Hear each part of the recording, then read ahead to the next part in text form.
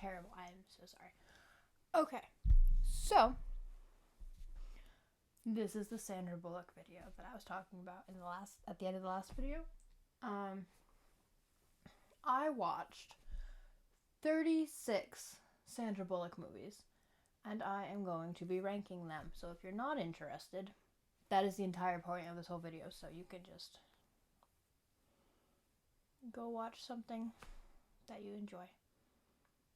But my mom has quite the collection of Sandra Bullock movies.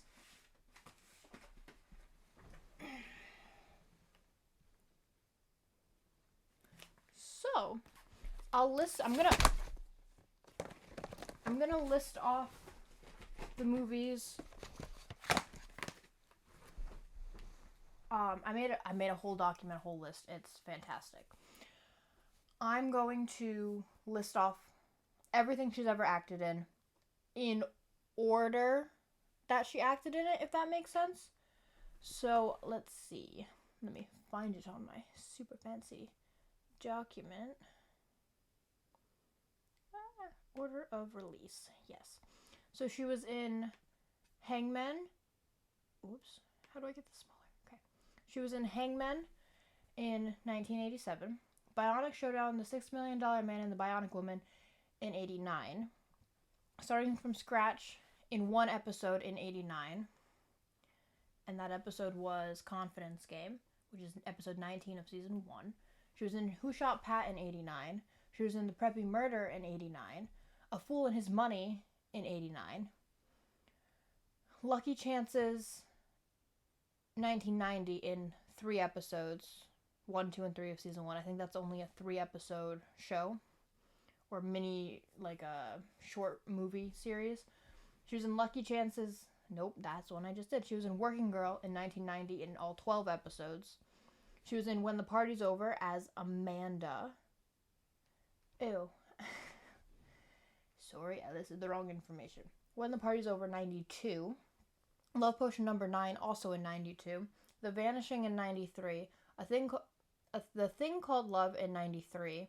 Demolition Man in 93. Fire on the Amazon in 93. Wrestling Ernest Hemingway in 93. Speed in 94. Me and the Mob in 94. While You Were Sleeping in 95. The Net in 95. To If by Sea in 96. A Time to Kill in 96. In Love and War in 96. Speed 2, Cruise Control in 97.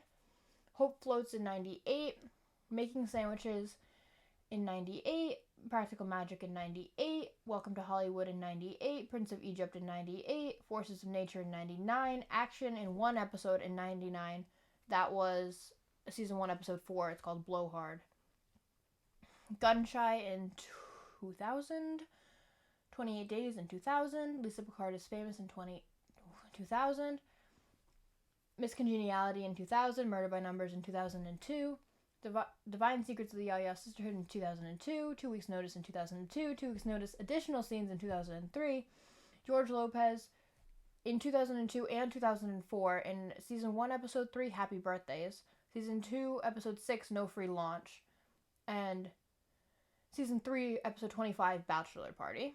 She was in Crash in 2004, Loverboy in 2005, Miss Congeniality 2, Armed and Fabulous in 2005, The Lake House in 2006, Infamous in 2006, Premonition in 2007, The Proposal in 2009, All About Steve in 2009, The Blind Side in 2009, Extremely Loud and Incredibly Close in 2011, The Heat in 2013, Gravity in 2013, the short film based on Gravity called Anikakwa.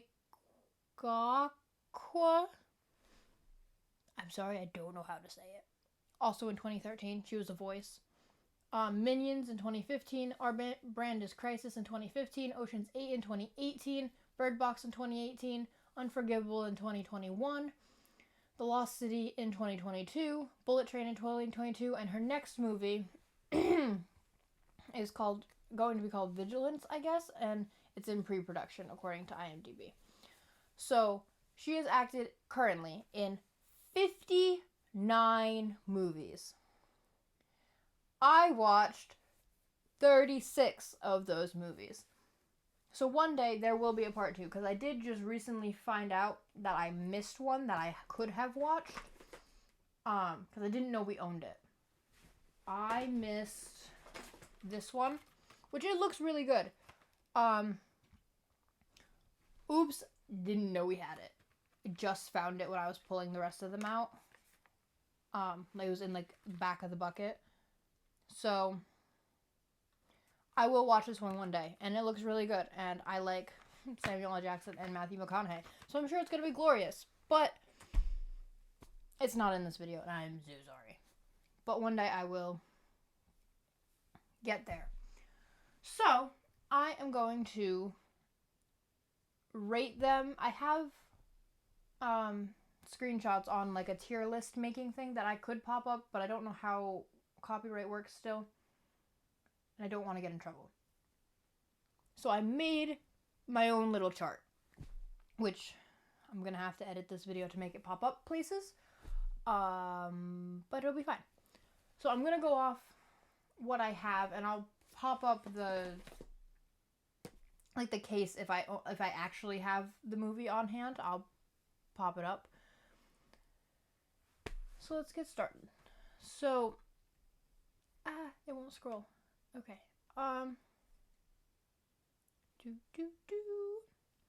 So let's look at my chart. So my tier list is S, A, B, C, D, E, F, and then unwatched. That's how my chart is organized. So I also have a list of my thoughts on all of the movies. And the one at the bottom of my list is The Preppy Murder. I don't have a case to pop up for that one. So the basic, this is also, the whole thing is going to have spoilers in it.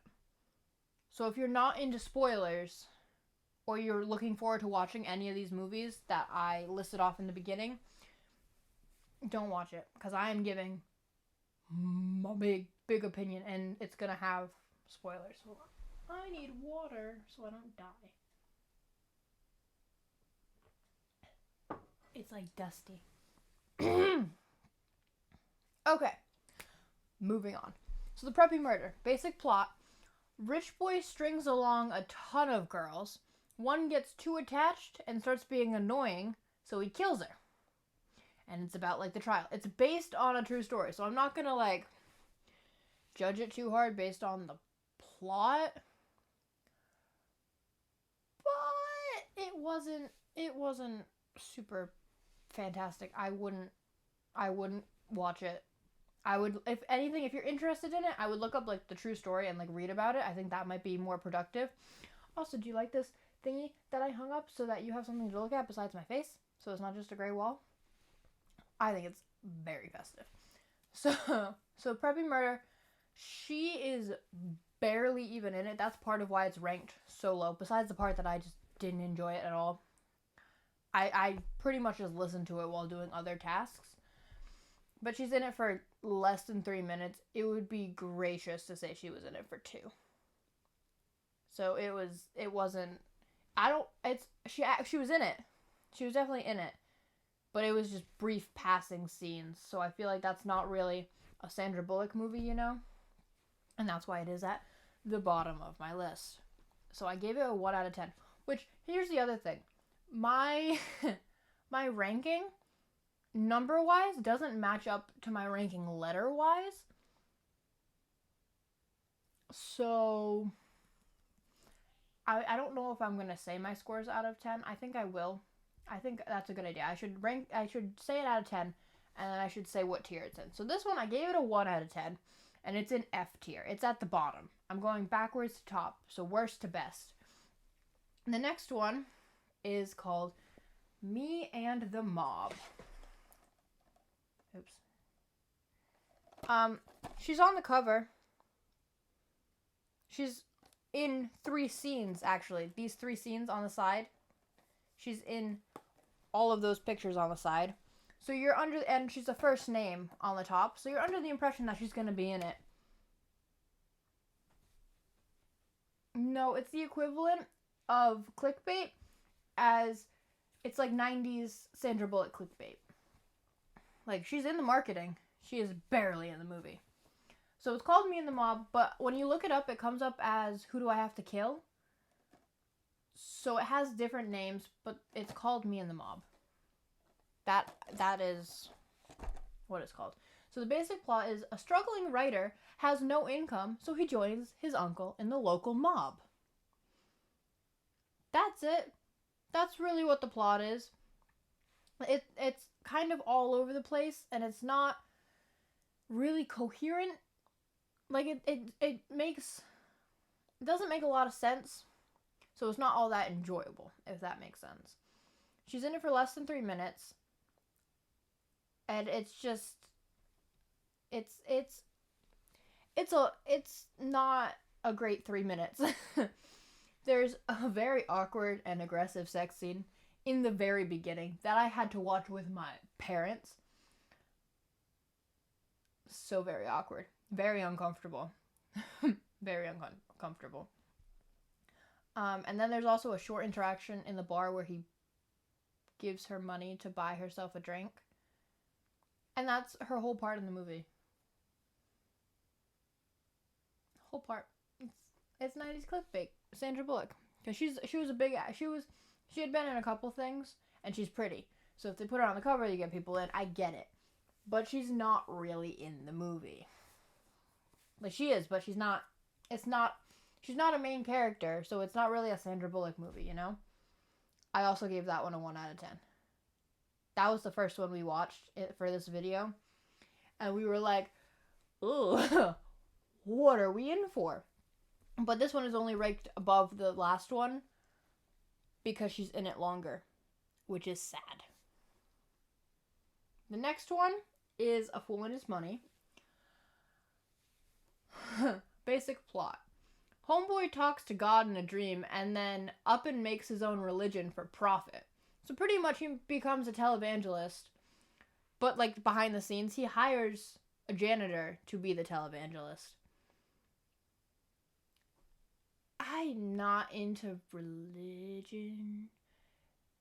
And again, she was barely in it. It wasn't good. She has morals. She's a lawyer. She's trying to fight for people who get scammed, and that's pretty much what that guy is doing, is scamming people. Yeah, they were together and then broke up, and then in the end they got back together again. No, he doesn't have morals. You have morals. And she's, again, barely in it. So on my notes here I have, it was really bad. Like, why did I even watch that bad? And it's rated bad out of 10. So I'm going to say that's also a 1. These are all in F tier so far. Yeah, not salvageable so much. It wasn't a good time. The next one is Hangman. She is the only person on the cover and the only name listed on the cover. This is her first movie. The basic plot is that a kid's dad works as an assassin for the CIA, I think. And when the enemy goes after his son and his son's girlfriend, to get to him, the dad and some of his army buddies join forces to infiltrate and rescue. It's not the worst movie I've seen. Those other ones, bad time. Don't. If you're gonna watch an old Sandra Bullock movie, this one is actually kind of interesting. It's not great, but it is her first movie, and it is better than the ones I just said. She's in it more than the last couple. She's not a lead, but she's in it more. It got a 2 out of 10. So it's not good, but if you watch it, you'll only regret it a little bit, and you won't regret it as much as the last couple. Unless you're into that sort of thing. Like, if you're into mob movies, you might like the Me and the Mob one. If you're into true crime, you might like The Preppy Murder. If you're into religion, you might like A Fool and His Money. I'm just not into any of those things, and I didn't think she was in it enough for it to be considered higher than it is. But yeah, Not bad. But not bad in comparison to the other ones. The next one is Crash. Basic plot. Racist people everywhere. Everywhere. It was everywhere. Bad people everywhere. And then there's also bad things happening everywhere. I understand that it's supposed to be a movie about like society and how society sucks. It made me really mad to watch, cause like I know society sucks, and I know it hurt the inside of my soul to watch it. It has a really big cast. Brendan Fraser and Sandra Bullock are together in this movie. She has a redemption arc, cause she plays a bad person, which is different for her. And they're together, and that made me happy, but they weren't nearly in it long enough for me to be like okay with that side plot. The guy who tells the stories from Ant-Man is in it. Ludacris is in it. Who else? There's somebody else big.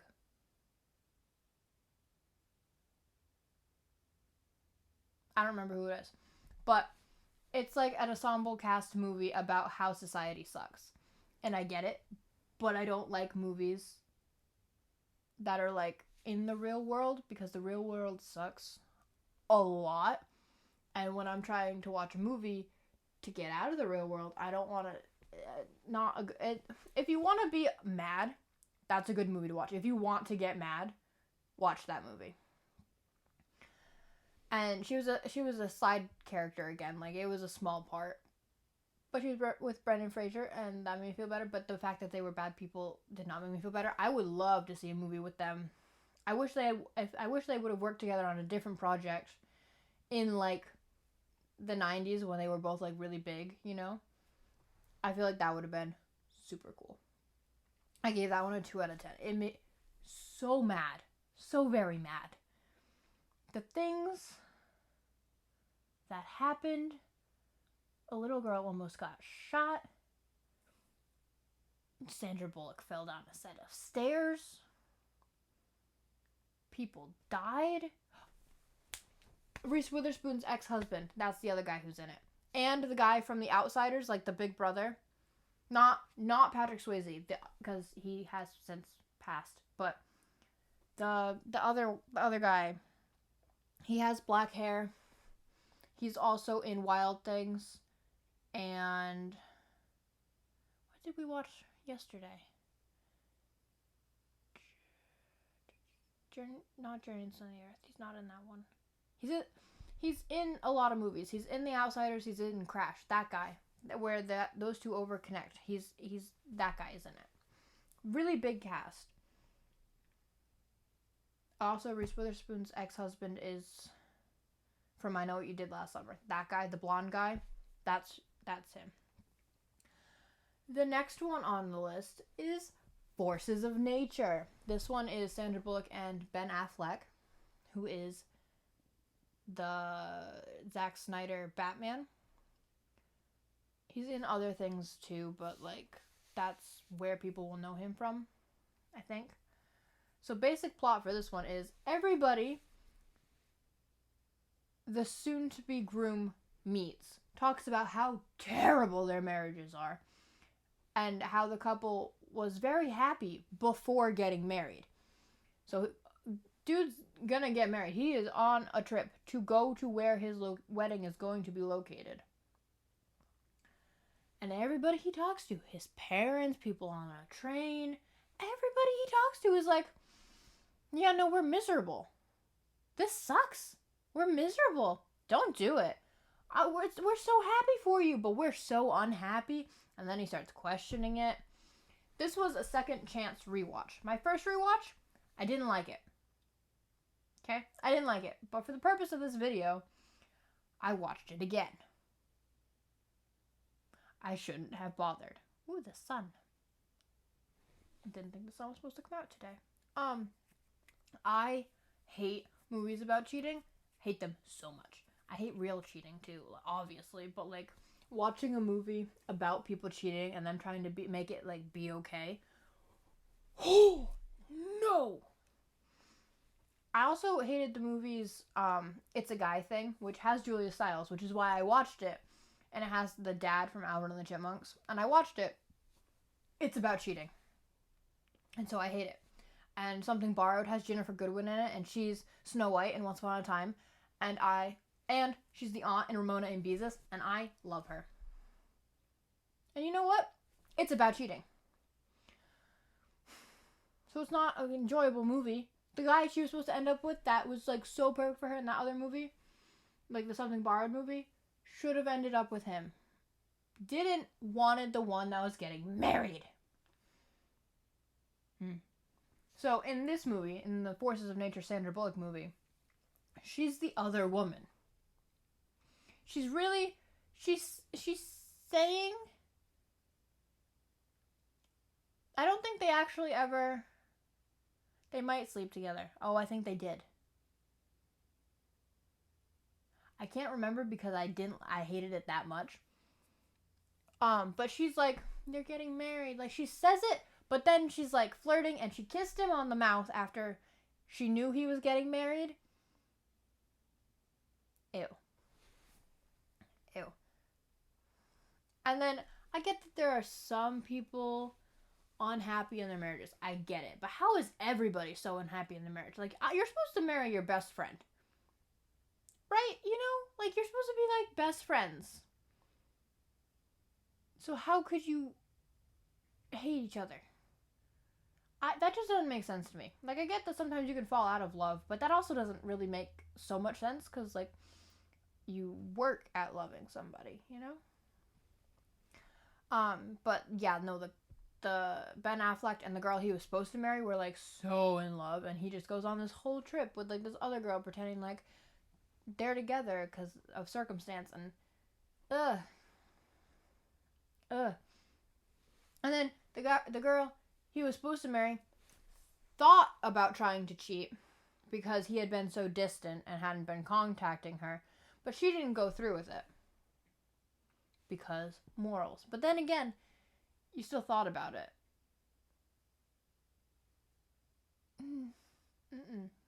Not supposed to think about cheating. Can think other people are attractive and be like, yeah, no, I get it. I understand why somebody could be attracted to this person. But I'm in love. And I'd rather be in love than make a mess of everything. And that's the conversation you're supposed to have before you get into bed with somebody else.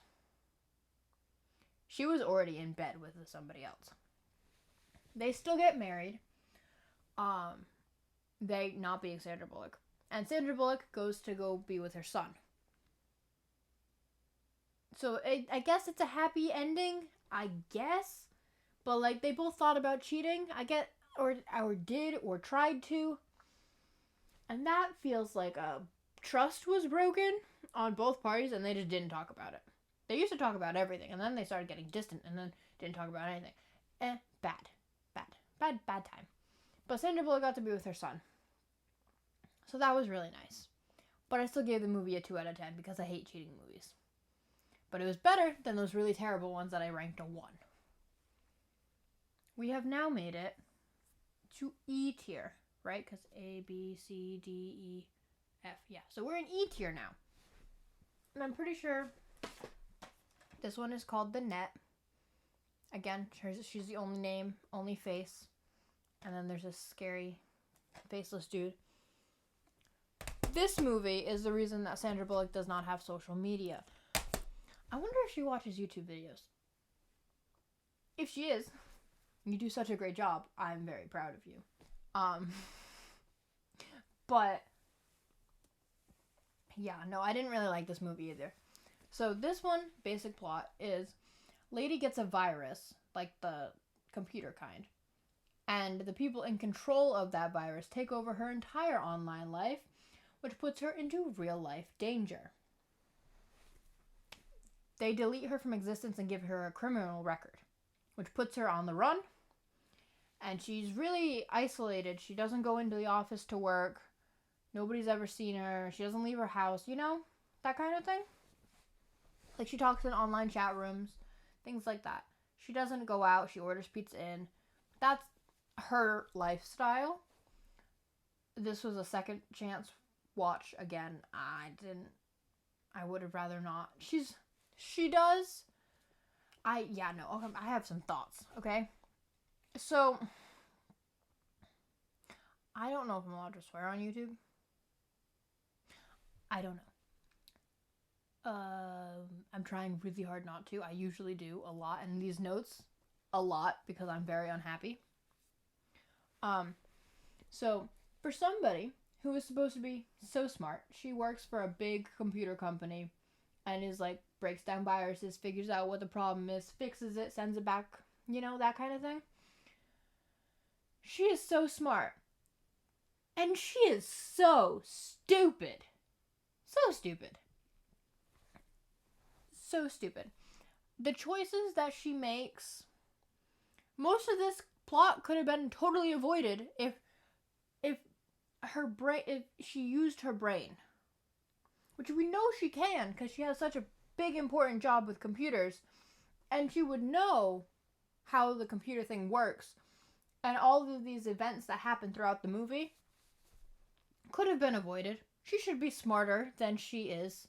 I get that she's lonely, but there are some things you should have picked up on a long time ago, and even some of the computer things, you should have known how to fix them, So everybody she's ever known, has either died or doesn't remember her. Her mom has, Alzheimer's or dementia or something. She's, in care and doesn't remember her daughter. Everybody else is dead. Dead. She wins, obviously. She makes it to the end of the movie. Everybody else dies. But it all could have been avoided with a little bit more brains. Just a little bit more brains.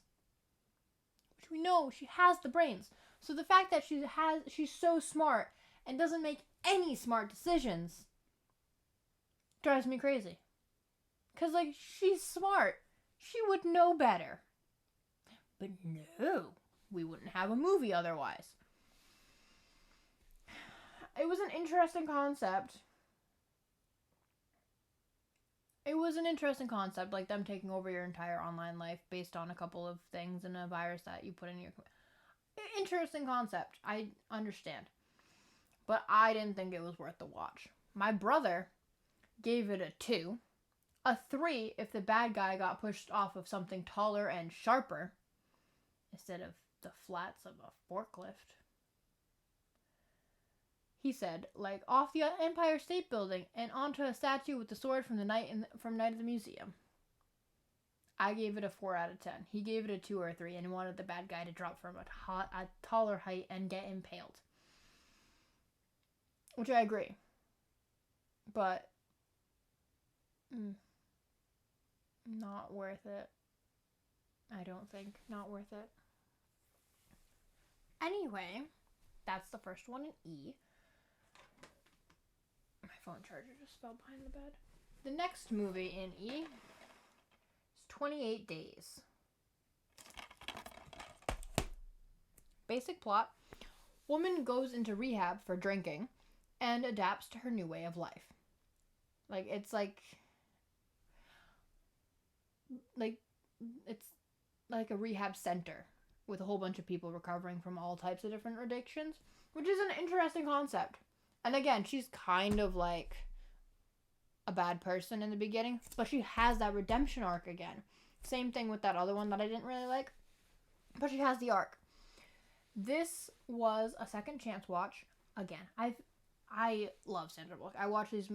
I've seen most of these. My mom really loves Sandra Bullock. That's why we own all of these.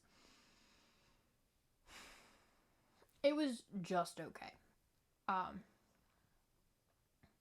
The play that they put in towards the end for that girl, for the little girl who's my age or younger. It was super cute. It was adorable. That made me so happy. The girl overdosing in the bathroom was not cute. I was so mad. I am still so mad. She did so good. It was her last day there, and she overdosed. in the bathroom. And Sandra Bullock had to find her dead. Sad. Very sad. Ugh. I didn't like that part. Didn't like that part at all. But the guy who played baseball for like a professional team clocking her boyfriend in the jaw for calling her a slut, that was super nice. I appreciated that. I get that they're not supposed to be in relationships, but if they had to be in a relationship, it would be baseball guy and Sandra Bullock that I would vote for, because her boyfriend was just not it ever. It's just a terrible person. The reconnection with her sister, that was nice. But yeah, it was sad, and it was and I know it's real life. Like, it's another movie that's like real life, you know? And this is some people's reality, and that's why it's so sad. There's a piece of hair. And I get it. But I don't like sad movies. No. I understand, like, addiction is really hard, and it does kill people. It kills people quite often. But on my notes it says, but now I'm big sad, and I'll be staying sad for a while. Yeah, no, not happy about it. Not happy about it at all. Jeremiah was a bullfrog. That song is in this movie. That song is also in Ella Enchanted. Steve Buscemi is also in this movie. He's like the director guy. It's a nice cameo. I rated it a 4 out of 10. It was okay. Because I know it's real life, but like, ugh. Sad. It was very sad. Next one is Bullet Train. Don't get mad at me that it's this low on my list, okay? So the basic plot is a whole bunch of criminals meet on a train and almost everybody dies and revenge is had. Almost everybody died. And almost every single person died. Sandra Bullock is only the voice on the phone with a cameo at the very end. So it's not really a Sandra Bullock movie, but it's like a Brad Pitt movie, because Brad Pitt is the main character. So it's not a Sandra Bullock movie, but which is why it's this low, because she's not really in it. That's why it's down here on the list. But overall, it was a good action movie. It's worth a one-time watch, maybe a second, maybe every couple of years. You can rewatch this one. I'm glad that Lemon got to run over the bitch that got Tangerine killed in a tangerine truck. That was arguably the best part of the movie. I rated it a 5 out of 10. Like, it's not bad. It's not. It's just not a Sandra Bullock movie. And I was very disappointed with how little character she had in it. But Joey King was in it, and Joey King is also in Ramona and Beezus, and that's where I know her from. She's also Sabrina Carpenter's best friend. Love that. And I know she's a girl in the kissing booth too, but I only watched the first 2, and I didn't like the second one because cheating, so I only really watched the first one, and that one was okay. But I like Joey King. And I'm glad revenge was had. I'm not a huge fan of Brad Pitt though, so like, it was okay. Another one that is in E tier is Minions.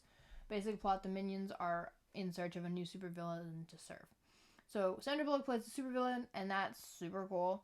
On my notes it says badass, but I don't know if I'm allowed to say that, so I'm gonna say it in this kind of voice instead of real loud. And she did the movie for her kids, which is also pretty badass. I never checked to see if my microphone was working. Oh no. I hope it's working. Oh, yeah, okay. Yeah, okay. That's good. So glad to turn this off on, because I don't want to have to record this one. I had to re-record the first one, and that was not fun. You don't get as many real-time thoughts if I re-record it, and then I forget things. So she's a supervillain, and that's pretty cool, and she did the movie for her kid, which is also super cool.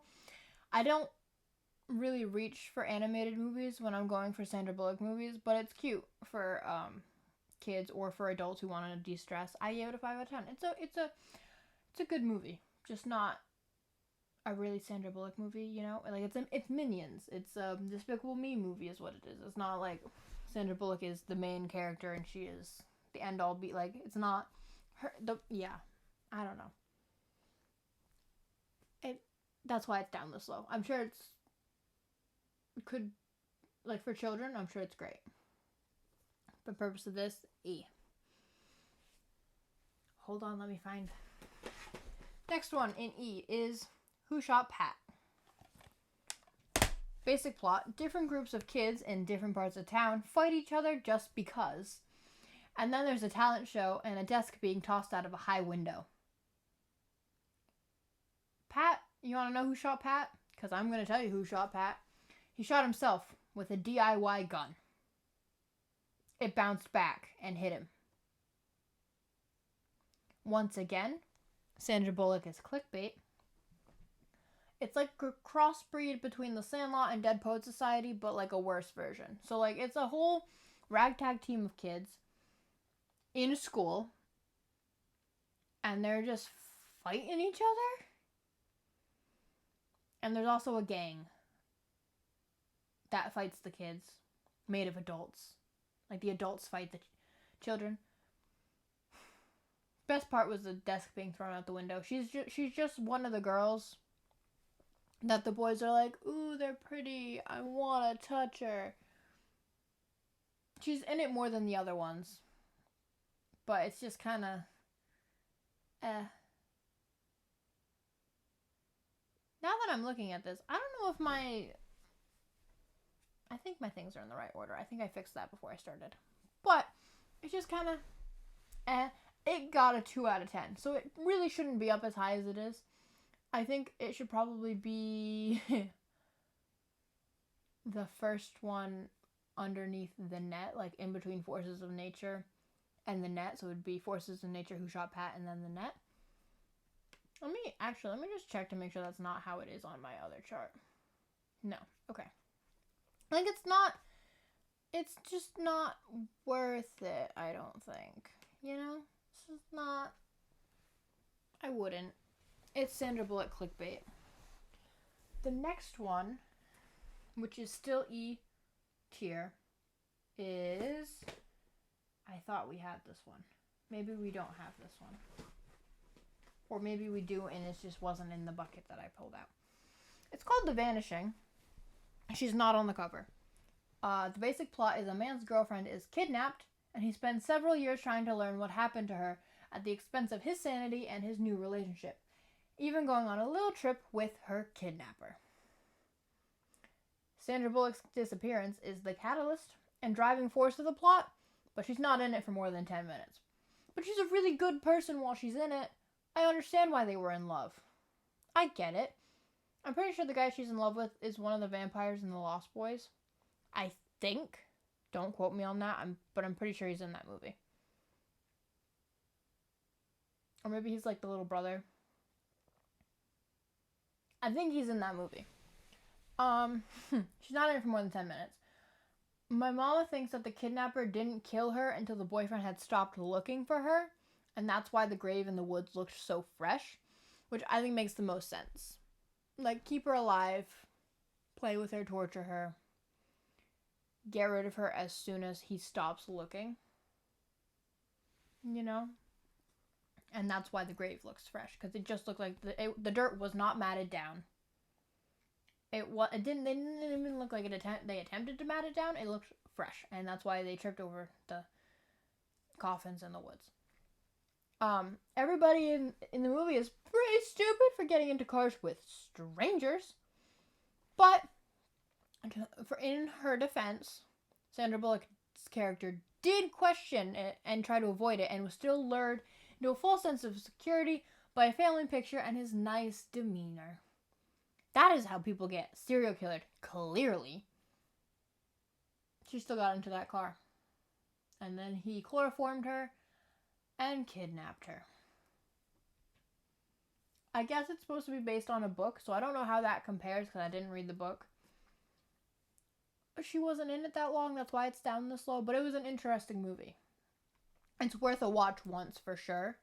But if you're looking to watch it because Sandra Bullock's going to be in it the whole time, she's not. She's in like the first 10 to 20 minutes. But more like 10. Because she gets kidnapped in the beginning. And then he tries to find her and then whole thing. And I gave it a 5 out of 10.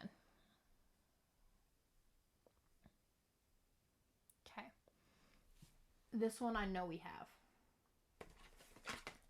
Love potion number 9.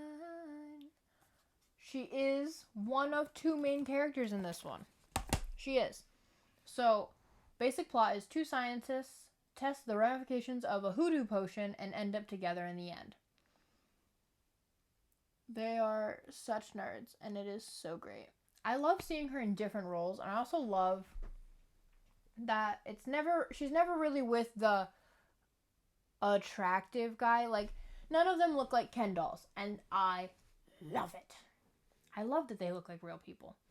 That comes to play in some of my favorite ones, and they just look like real people, and that makes me so happy. Like, they're not like supermodel hot, you know? They're not like, ooh, ah, ooh. Like, they're not like shiny and glazed and muscles falling out all over the place, you know? I love that they're like normal looking, and that's so great. So great. Love that. Like, no, she's not always paired with like the stereotypical pretty boy, but even when she is, the fact that she's worked in movies that are with like regular looking people, I'm not saying that these people aren't attractive, okay? That's not what I'm saying. Some of them are, ooh, I get it. But like the fact that the beauty standard isn't like set, you know, I love that. But then again, I was really excited when I found out that I was 5'7", and that's the height that Sandra Bullock is listed on online, and I was really happy because I was like, that makes me feel good about my height, because it's Sandra Bullock's height. Anyway, I got distracted. I am so sorry. So they test out the potion. It is, I think it's based off the song. If not, the song is based off it, but I'm pretty sure it's based off the song. She's one of 2 main characters, but not like the main lead. And I like that she's always has a different type of career. She's like Barbie. Like, it's like, today I'm a scientist. Today I'm a kidnap victim. Today I'm kidnap victim. Today I'm a girl in school. Today I'm an addict. You know, I like that she has like all these different, like, none of the movies are the same. None of them. I mean, except for the ones that are sequels. But like, none of them are the same plot. And that's so great. Like, sometimes you see actors doing like the same thing over and over again. No. A different career. She is Barbie. She is brunette Barbie. Maybe that's why I like her so much. And then it's also kind of like a She's All That transformation. If you know the movie She's All That, it's like, take the glasses off, cut the hair, pretty clothes, transformed. You're hot now. Which I get, style helps you, like, confidence and stuff. I get that. That makes you more attractive. But, like, they, like, drew a gap in her teeth and then erased the gap in her teeth. Like, it was a really cheesy transformation, but I'm glad that she was happy. And then she had morals about using the potion for personal gain at the beginning, but then that kind of went away. But if you had magic powers, I guess you'd use them as long as you had them. Which I get, but like also you had morals, where did they go? And I also understand that she was supposed to be like ugly and unloved her whole life, but still using your superpowers to get validation don't really mean it's real validation. I give it a 4 out of 10. They end up together in the end. She gets potioned herself into thinking she loves somebody else, but it works out in the end, so she gets back with the guy she's supposed to be with. It's cute. It was also a second chance watch. It was okay. I gave it a 4 out of 10. I think we're not in E anymore. I think we're in, hold on, let me check. We're in D. That was the first one in D. Yes. So that's the first one in D. Go back down.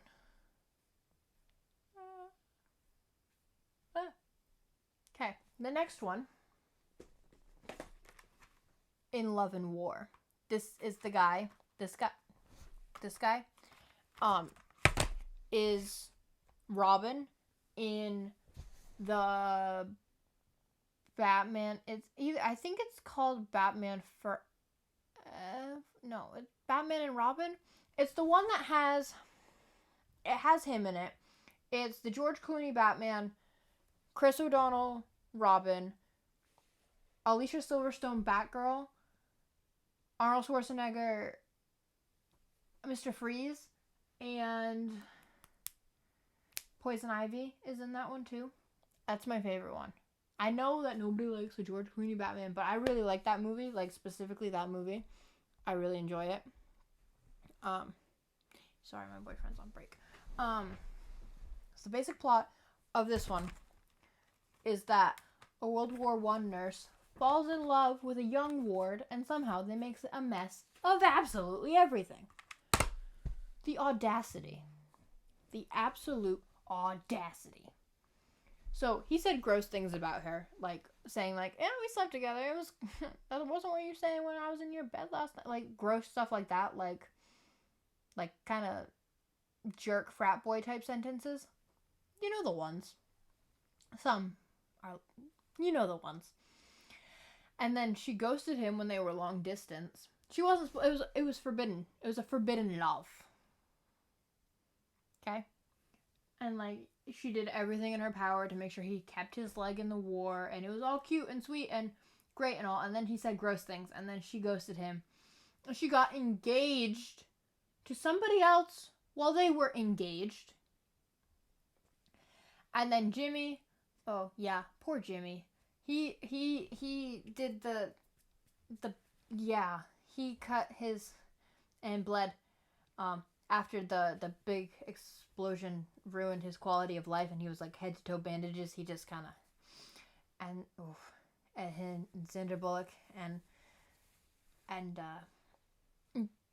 guy who plays Robin, they rewrote the letter that he had started writing to his parents, and he said, "Yeah, everything's great, it's fine. I don't know if I'm gonna make it home, but everything's going great." And then that's the day he killed himself. And they rewrote it and made it really sweet and sad, and they cried, and I don't think I cried, but it was very sad. And then on the end credits where it tells you where everybody ended up, Harry got over being yellow. That was what he had. He was like, it was like scurvy. Like he was like yellow and like sickly. And he lived to be 96. They did not get together in the end. I don't like medical movies or war. I don't like surgery. Like I don't like watching people get filleted and the ooze. I don't like it. And I don't really like war movies. I don't like real war either, but I don't like those kind of movies. So I gave it a 5 out of 10. I was gonna give it a 4, but I gave it a 5. And that is in D tier. The next one, we have this one. Let me find it. Maybe we don't have it. Maybe I'm just confused. I don't see it. Okay, I thought we had it. Maybe I borrowed it from somebody. Anyway, basic plot is a woman's husband dies in a car accident. The next day, she wakes up and he's alive. The cycle repeats every other day for the whole movie. Okay? So he dies, and then he's alive, and then he dies, and then he's alive. Oh, whiplash. Yeah. So, like I said, these are gonna spoilers, okay? So if you're not interested in spoilers, just keep going. If you haven't watched this one, just skip to the next one. I'll try to put the little marker things to say where they are. I don't know how to do that, but I'll try to figure it out for you. So, all of that work, she has lists, she does all the right things, all that work, and he still fucking dies. I'm sorry. All that work, he does not live. He doesn't. All that sweet little in-betweeny moments are super cute. The one where she gets into the shower with him, that's super sweet. There are so many cute little moments that you're rooting for them, you know? You get just attached enough. He doesn't live. He does not live. She worked so hard to make sure he survived, and then he didn't. She had to watch him die this time. It was terrible and awful and no. will not be watching that again.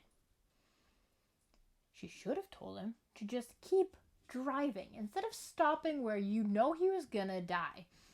Keep driving. I'll meet you at home. Keep driving. We'll go get dinner. Just keep driving. Just keep driving. That's all she had to say. Don't stop. No. That's why you get hit by a semi. And then decapitated. Yeah, no. Everybody thought she was going crazy. She ended up in a mental institute because she was like, he's alive. He's alive. No. And the timeline was ass backwards and so very hard to follow. And I'm very mad that he didn't live after all that character growth, so I gave it a 3 out of 10. But like I said, my number ratings don't match my letter ratings, because it's in D above some that are rated at 5. It's just based on, like, it's the level I enjoyed it, and the level of, you know? That one was very, I really thought I had that case, though. Maybe I just lost it. Alright, this one I know I have, because it's The Lake House. It's Sandra Bullock and Keanu Reeves. So, basic plot is a dude living in 2004 and a chick living in 2006 somehow talk between different years. And the timeline makes no sense and it makes me mad, but they fall in love though, so that's nice. But it's so easy to get lost and nothing makes sense. So, you want to hear what my mama said about this movie? She said, "This movie sucks donkey dick. Don't let your donkeys go near this movie." Or do, you know. But, so even the characters think that the idea of the plot of Persuasion is terrible, even though it's her favorite. And based on her description of the book Persuasion, it's basically the plot of Persuasion with a 2-year gap. So somehow Persuasion is her favorite book, but she agrees the plot's terrible and then lives it and is like, oh my god. No. And there's a literal 2-year gap. Like, one is in 2004, at the same time, one is in 2006. Crazy. So, my mama and I have watched this movie together a couple movies now. I think that was supposed to be a couple times now. And she never remembers, ever, what the important plot points are. She's always surprised. And I feel like that says something about how memorable this movie is, because it's so confusing that you don't remember anything. No. Ugh. I complained the entire time. It doesn't make any sense. The timelines never would have matched up. They meet at the end, but for her it would have been 2008, and for him it would have been 2006. They would have never been in the same year. They would have never been in the same place. How are they doing simultaneously? You know? Doesn't make any sense. And then where's the dog? Because if the dog died, I'll be very upset. But the dog is, like, missing. And they never talk about it. I ranked it a 5 out of 10. Which translated to a 4. So, pretty much, it's premonition if the guy lived. That's really what it is. Because, like, she knows he dies, and he doesn't know it, so she warns him, and it's a whole big thing. But, like, the years would never match up, so they'd never be in the same year, which means they'd never be in the same place at the same time. Like, oh, I'll just wait here. Oh, look, here comes your truck. It wouldn't be the same year. So it doesn't make any sense, which made me mad. But I, like, love Keanu Reeves. And I love Sandra Bullock. So, like, the two in the movie together, which is their second movie together, keep in mind. We haven't gotten to that one yet. But, like, they're really cute. But also, no. Just not this movie. I just don't like this movie. The actors are great. I just don't like this movie. The next one is The Blind Side. So I get that there's, like, a whole drama thing about this movie, about how, like, the family kept the money and he didn't get any of the money from the movie. I'm not entirely sure about any of that. I'm not talking about any of that. Okay? So the basic plot of the movie is that... Oh, also, In Love and War is based on the true story of Ernest Hemingway's life. I forgot to mention that. Anyway, Blindside, basic plot. Kid gets taken in by a rich family and they help him turn his life around. The movie itself is sweet, good message, inspirational, whatever. The fact that the family got close to him to make money is pretty wrong. Because in, like, if you read things online, it says, like, that, yeah, after he showed, like, sports prowess, they got close to him, which is, like, And then the movie makes the real Michael Oher sad, so out of respect for him, I'm not going to rake it any higher than this. I gave it a 5. It's in D tier. It's not going to be any higher than that, but Sandra Bullock did a great job. If it's accurate to real life or not, I'm not sure. I thought it was a cute movie. It has a good message behind it, but if it makes him sad, I feel like we shouldn't give it too much time to talk about. So we're going to move on. We're still in D tier with Miss Congeniality 2, Armed and Fabulous. I love that cover. So, she agrees that this movie should not have been made. This movie and Speed 2 is why she doesn't do sequels, because they were, like, they kind of, like, ruined the character or shouldn't have been made at all, like, that kind of thing. I could have watched Speed 2, but I didn't want to see her character and Keanu Reeves' character not end up together. Sorry. I need to eat soon. Anyway. So, I didn't want to do that, so I didn't watch Speed 2. I watched this one because I've seen this one before. I'd never seen Speed 2. I've seen Speed before, but I had never seen Speed 2, and I was like, I don't want to watch it, and she doesn't think it should have been made, so I'm not going to. But Miss Congeniality 2, I did rewatch again. It has the girl from A Cinderella Story, like the Hilary Duff one.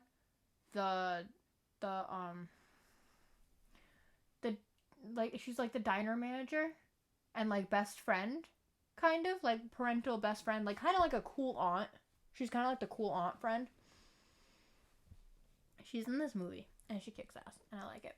So basic plot, her friends get kidnapped and she has to team up with a tough new partner to rescue her friend and her other friend, but like mostly Miss Rhode Island.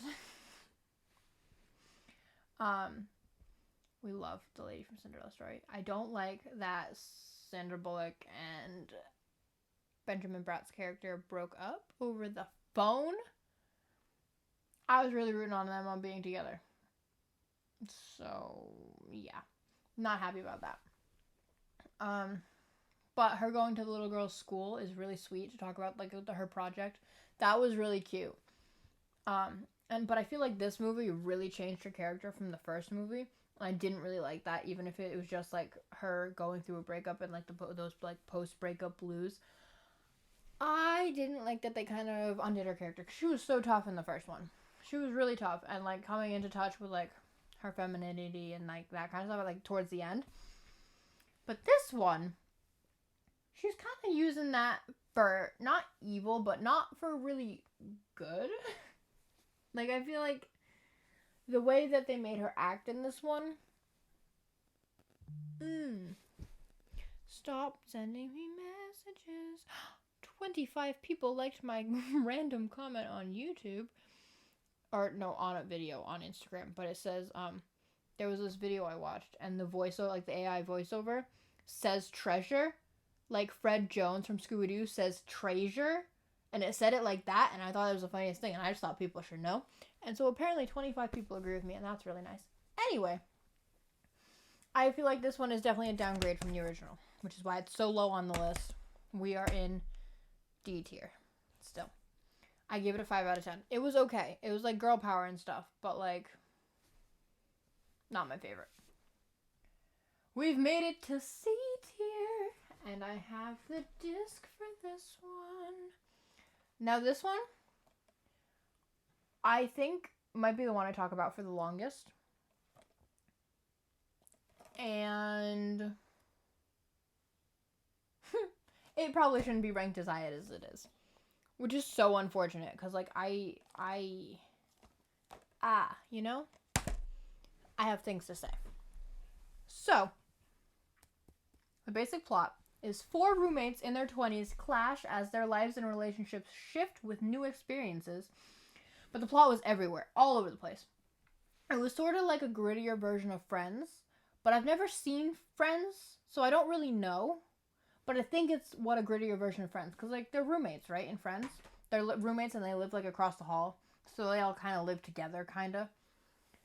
And they're, like, super nice and friendly and woohoo, good times. This feels like if the characters in Friends had, like, really big beef with each other. That's kind of what this felt like. So, there is one really shit friend, and I feel really bad for all the characters whose lives she butted into and hurt. She was a bad friend, a bad person. She, like, they made plans for her birthday. She never showed up. And that was, like, a common occurrence, like, her not coming to things and her just, like, blowing them off, even though when they're doing nice things for her. And then she gets graped. I don't want to get in trouble, so let's go with graped is how I'm going to say that. So she was a bad person before that, and she was still a bad person after that. To the point that she also tried to force herself on 2 separate people. She tried to do whatever she wanted to them, 2 separate people. And as soon as that hit, I lost sympathy. I was like, oh my god. Oh, I really hope you end up okay. And then you're just like, you watch her try to do it to somebody else, and I'm just like, no, absolutely not. No. Like, I get trauma, and it comes out in different ways, but, like, that doesn't give any excuse to try to hurt other people.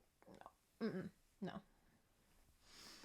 But Sandra Bullock's character, she was such a good big sister. She covered for her brother. She tried to get him back into school. All these great things. She was really good. And she got sick of putting up with other people's shit. And she made it known. I also think she was also assaulted. Younger years, I think. Because when they're sitting around the couch talking about, like, at least you remember your first time. She doesn't. She said she didn't know the name of the person that took her virginity.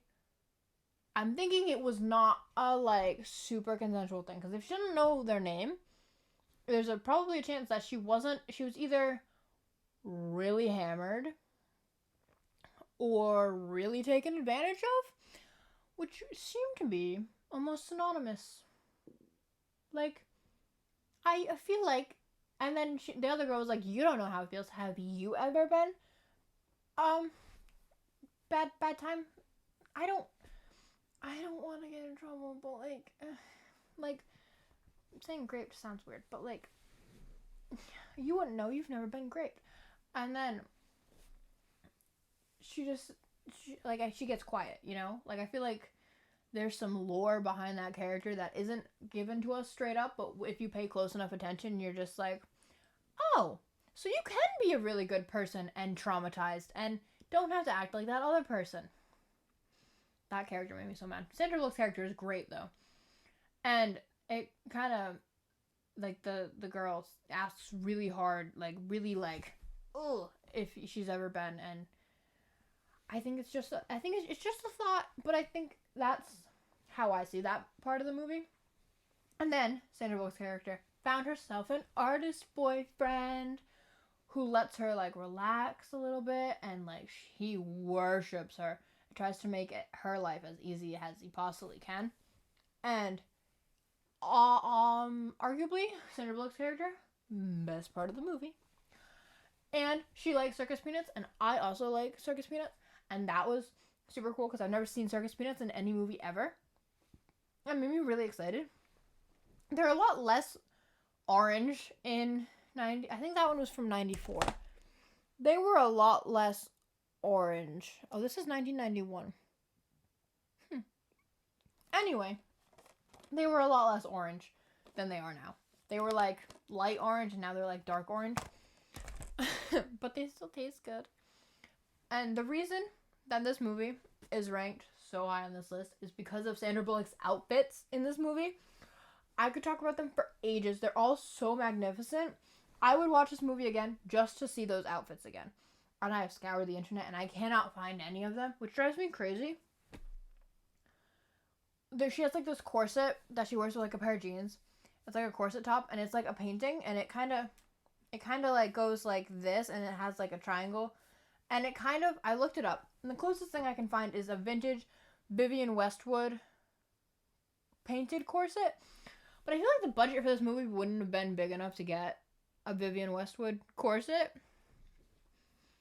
I mean, it might have been. But her outfits were so great. And I found little earrings on Instagram. Like, there's an Instagram seller who I think has an Etsy shop or her own website. And they're like little paintings. And I really want those because I would love to dress like Sandra Bullock's character in this movie. It's so awesome. Every single one of her outfits was an absolute win. Like, they are all so fantastic. If I could own them, I would probably cry. Every time I go to a thrift store now, I'm like, wonder if that would work. I'm looking for this. And I can never find any of it. But that's what I was most focused on was the outfits. Throughout the whole movie. Even that was my first rewatch, my first watch ever. And I was like, oh my god, her outfit. Oh my god, I want it. And there's like this white top that like ties and it's so pretty. There's the white top. I really like the corset top. She has like this dress that goes over a slip and it's like metal. Everything is so pretty. Her style is always so good. And this movie is just so perfect. She dresses like an eccentric art teacher, and which is so great because she is an artist, and that makes me so happy. So, sorry, my nose is really itchy. So that's what I'm most focused on. I gave it a 4 out of 10, maybe a 3 out of 10, because like plot-wise, not really a good time. And they all move out of the house after, like they all go their separate ways. So like it starts with them in the house together and ends with the house empty, pretty much. So. Also, that one friend was cheating. Like, she got the other girl's fiance to cheat, and they had been for a long time. It was just horrible. Anyway, Sandra Bullock's character and her bomb-ass outfits were the best part of the movie. Some of the characters were so insufferable that it made it hard to watch, which means the actors and actresses did, like, such a great job. So, like, props to them. But I hate you, you know? Like I hate the character, but like you did a really great job playing that character that's really a terrible person. Like you did a great job. Okay? You did a really great job. The characters made me really mad, and Sandra Bullock's outfits were the best part because the characters made me really mad. She's so pretty and her outfits were so pretty. I would love to watch it. I will watch that again. I will watch it again. I wasn't originally going to watch it again because the plot was so terrible, but the outfits, I will watch it again because I've been thinking about those outfits for like a really long time. And I don't want to get in trouble, else I would try to pop them up places. But you should watch that movie and just pay really close attention to her outfits, and you'll see the corset I'm talking about, like the sunglasses. Oh! I love it so much. If I had to pick wardrobe from any movie, I'd probably pick that one or Practical Magic. For like, to get the wardrobe from. Like the vibe, you know, like oh, it's so pretty and artsy and painting-y and oh, I love it. I have a Birth of Venus statue, and she's like that's not really relevant, but like the corset has a painting on the front of it, and I know that's a painting. I like paintings. I think art is pretty. I don't look at it nearly enough as I should, but I really think art is pretty, and I really like that movie, and I think you should definitely go watch that movie. Please go watch the movie so I have somebody to nerd out about the outfits with, because I would love to nerd out about the outfits with somebody. Please, I would love to. Anyway, Ocean's 8. We're still in D tier? Are we still in D? I think we're still in D. Let me check. Nope. Sorry, that last one was C. When the Party's Over is rated C. Ocean's 8 is also in C. Basic plot is recently released criminal hosts a heist with a gaggle of other women because it's pretty much her job and she's good at it and it runs in the family. So Ocean's 8 is like a spin-off of the Ocean's, I guess that's at 11. Like Ocean's 11 series with, I think it's George Clooney, I think. It's like his sister. Like his character's sister is supposed to be what the deal is. It was decently okay. Definitely girl bossing. And a happy ending. A very well thought out crime. It was so impressive how they got it all together. And it's a really big ensemble cast. Is that the right word? It's like a really big cast all in one movie, you know? And you're like, those sometimes are the movies that like kind of suck. This one was actually pretty interesting to watch. It was really good. I gave it a 5 out of 10. And she's the main character. That's why, see, that's the difference. Bullet Train, not a Sandra Bullock movie, but a 5 out of 10. Ocean's 8, a Sandra Bullock movie, and a 5 out of 10. That's why they're ranked so different on my list. It was good. You should watch it. It was good. It was really good. All right. This one I know we have. Divine Secrets of the Ya-Ya Sisterhood. Okay. The pile is going to fall over. Hold on. Okay. So basic plot. An estranged mother and daughter become closer as the mother's best friend. After the mother's best friends explain why her mother is the way that she is, after drugging and kidnapping her. They kidnapped Sandra Bullock's character. The friends, the kidnappers, are pretty badass. They're pretty badass. Everybody in Sita, which is Sandra Bullock's character's name, is traumatized to high heaven. They are traumatized. They could probably fly to the moon and back with how traumatized they are. And Maggie Smith is a queen, as always, but we knew that. Aren't we supposed to call her Dame Maggie Smith? I feel like that's a thing. I feel like I should be calling her Dame Maggie Smith, you know? But she's a queen. We love. I really like the other friends, too. They did a really good job. I don't know their names. But this, if I had a group of friends, this is what I would want us to be when we're old. I would want us to be in a cult. That's pretty much what it is. It's kind of like the sisterhood is kind of like a cult. And it's great. And I asked my mom, I was like, why didn't you have a cult for me to join when I got bigger? Where's my cult? It was fun. Anyway, Sita was parentified at a young age, but Sita has a good fiance, and the friends, like the mom's friends, should have stepped in more when Sita's mom was having like a mental breakdown. They should have stepped in more, but like I guess for the time their excuse was, you didn't really get involved in other people's family lives. Well, when you see the kids getting abused, you should do something about it. So I was like kind of mad about that. They should have stepped in so much sooner. It's also kind of unrealistic for 4 friends to keep that close of a relationship all that time. You know? Like, I'm so glad that they were all together and they like stayed friends. But I feel like it's kind of hard to keep groups of friends from childhood to adult. I didn't really have really close friends in elementary school. And I got my first friends in like middle school, like my first like group in middle school, and that group fell apart for high school. So like I feel like it's kind of hard to keep groups of friends together, but I'm really glad they did it. But like it made it kind of hard to vibe with it, you know, like I don't have that lived experience. I'm sure some people do have that lived experience. I just don't. Kind of like an older version of the Sisterhood of the Traveling Pants.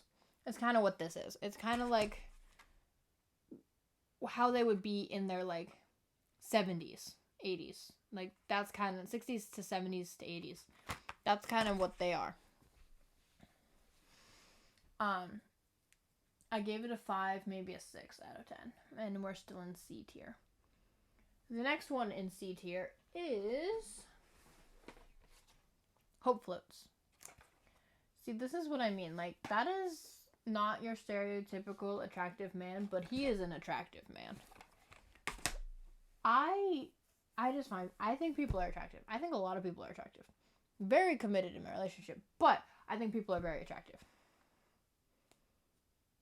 But I'm not looking to tap any of them. So, I just don't understand how people cheat. I don't get it. It makes me upset. Anyway, Hope Float's basic plot is a woman's asshole husband and best friend cheat on her So her best friend and her husband cheat together. And she moves back home with her daughter and recovers from that devastating blow and becomes herself once more. The kids are cute with personalities and quirks, and she has there's this one kid who lives with the mom, and she the grandma, I guess, to the little girl, but the mom of the Sandra Bullock's character, he lives there because his mom skedaddled, you know. He's really quirky and cute, and the little girl that is Sandra Bullock's kid in the movie is also super cute and has her moments, and she's like, you need to leave, and so she packs up his toolbox and kicks him out, and I thought that was super cute. So the mom is good, dad is sad. I don't know what that means. I don't remember what that note means. It's been a couple weeks. Maybe it's supposed to be dad is bad, because Sandra Bullock is a good mom, and the dad is really bad, and the girl wants to go with the dad, and the dad doesn't want her, and it's so heartbreaking. My question is, after the grandma died, spoilers, after the grandma died, what did they do with all the taxidermy in the house? Because I wouldn't be keeping it. It scares me.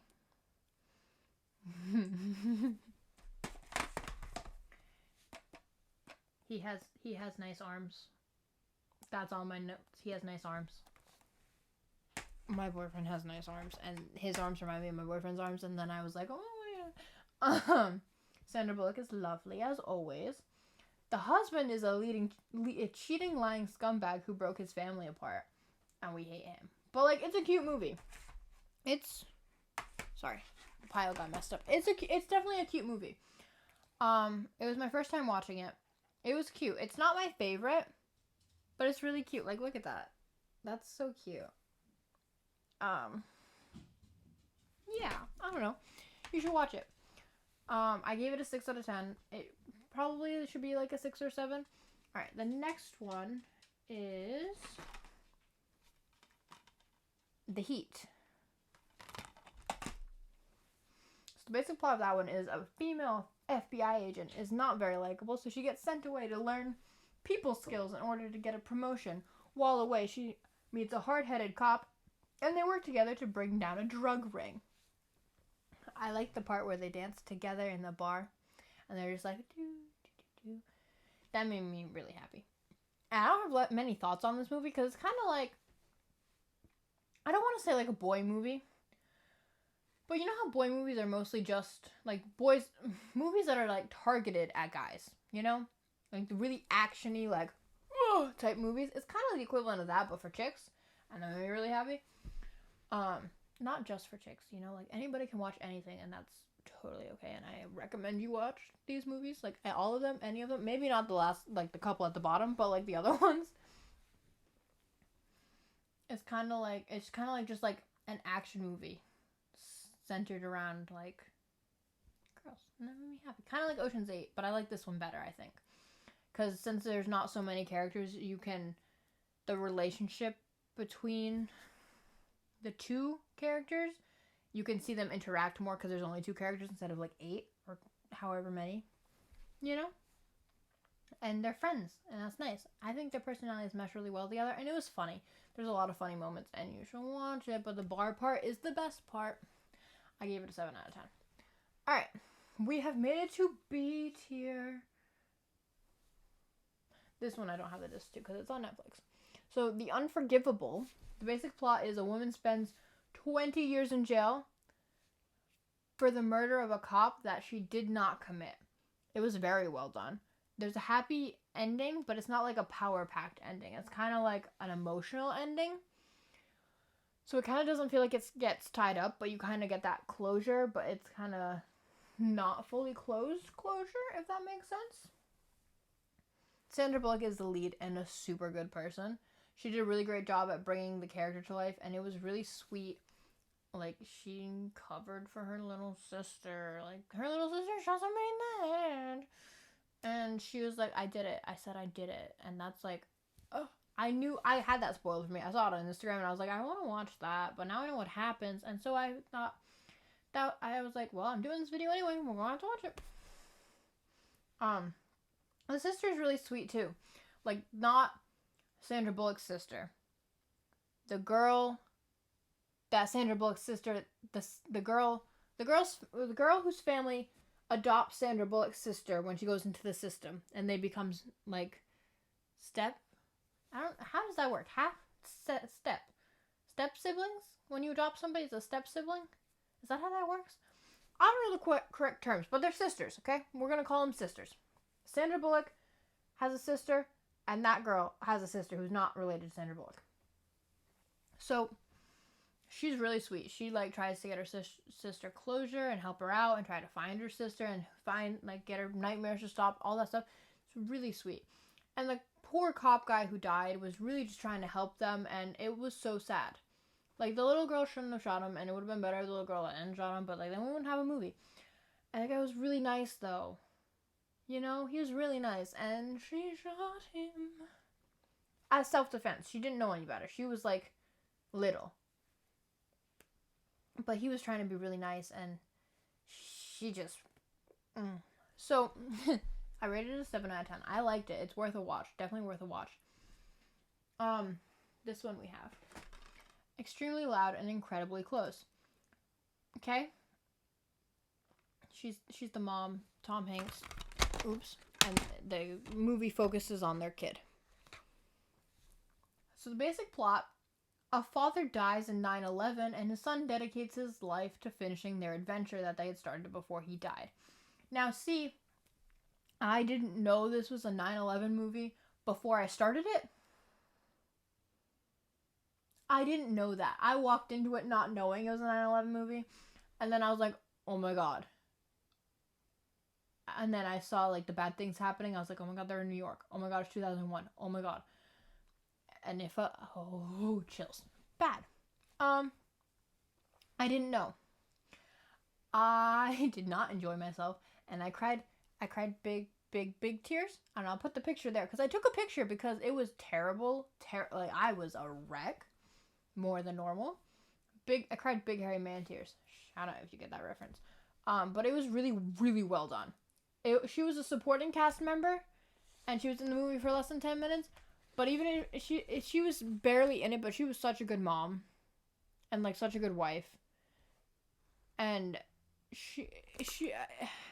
it's too good of a movie to not put this high.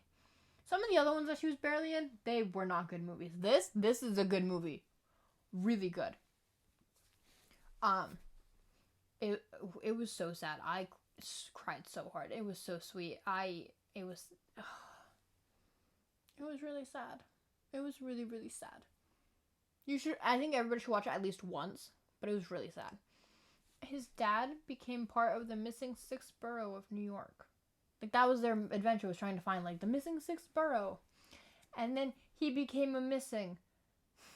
They didn't have a body in his casket. It was very sad. I gave it an 8 out of 10. I'm still sad. Okay.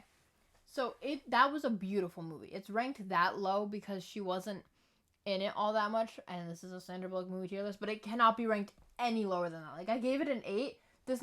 I gave the next movie a 6. But, I don't know. I feel like, I don't know what I feel like. I don't know. I feel like I'm really hungry and I should eat soon. I gave this one a 6, but it's ranked above the last one. See, like, he's a normal looking person. Oh, it's a good movie. It's cute. So this one is not as beautiful as Extremely Loud and Incredibly Close. It's not. But basic plot is a couple steals a painting and does all the wrong things, but it ends up okay in the end. So, like, they're art thieves because money. But, like, really, he's an art thief and she gets dragged into it. But it ends up okay in the end. So, she is unsatisfied in her life and taking advantage of any opportunities that are thrown her way. Like, oh, you want to drive and take a vacation? Sure. You want to do this? Sure. We got invited to a party. I want to go. That kind of stuff. Nothing, like, horrendous or anything. And he doesn't want anything to change and is really bad at expressing his emotions and thoughts and feelings and things like that. But they still really love each other, and it's kind of just like a rough patch where they're like, I don't want things to change, but I want to enjoy my life. Like that kind of stuff, you know? Like he likes to sit on the couch and watch TV, and she wants to go, like, adventure. That kind of stuff, where it's like, just compromise and do both. There's a really cute relationship between this guy and the lonely kid in the town. It's so cute. The painting buyer is creepy and annoying. And I think there's a kiss that happens that shouldn't happen, and that makes me mad because I consider that cheating, but they work through it, you know? You know, like it wasn't, like she was like, nope, this is not, you're giving me attention that he's not giving me, but like I still would rather have him than you. Like she figures that out. And I don't want to like justify cheating. I really don't, and I don't want to be like, cheating's only okay in this situation. It's not okay in this situation, but it's okay. Like, I feel like it's just not okay at all, but I feel like they talk about it. Like, they like, address it. I don't know if they address it in the movie, but I feel like their characters would address it, and that makes me feel a little bit better. And it's a cute relationship. They're really cute with the lonely kid. Creep is annoying, and it's set in Rhode Island. I don't know if I mentioned that's where I'm from, but like that's where I'm from. And it's really cool when we pop up in movies. I gave it a 6 out of 10. It's cute. It was a rewatch. I'm glad I rewatched it because I liked it better. I'm still not really okay with that kiss, but the rest of the movie is good enough where I'm like, well, I think we have the other one, but I don't think it's in this bucket. And somebody dropped something, and I jumped. Sorry. So the next one is Demolition Man, which is more of a Sylvester Stallone movie than a Sandra Bullock movie, but like she's in the movie. So basic plot is a cop was cryogenically frozen for destroying so much property and killing hostages, which he did not do. We find that out later. That's a Maska tool that'll help us later. His arch nemesis was also frozen. That's the guy who actually killed the people. And when the arch nemesis breaks out of freezer prison, he's also unfrozen to catch him. Sandra Bullock kicks ass. She's a main character. Finally. I watched this one after a whole spiel of ones that are just like, still not the main character, huh? It's the equivalent of a 2010 dystopia movie, but it was made in the 90s. So, like, if you enjoy 2010 dystopia movies, like Divergent, Hunger Games, Maze Runner, that kind of stuff, you might really like this. It's more sci-fi-y. So, I guess it's kind of more like,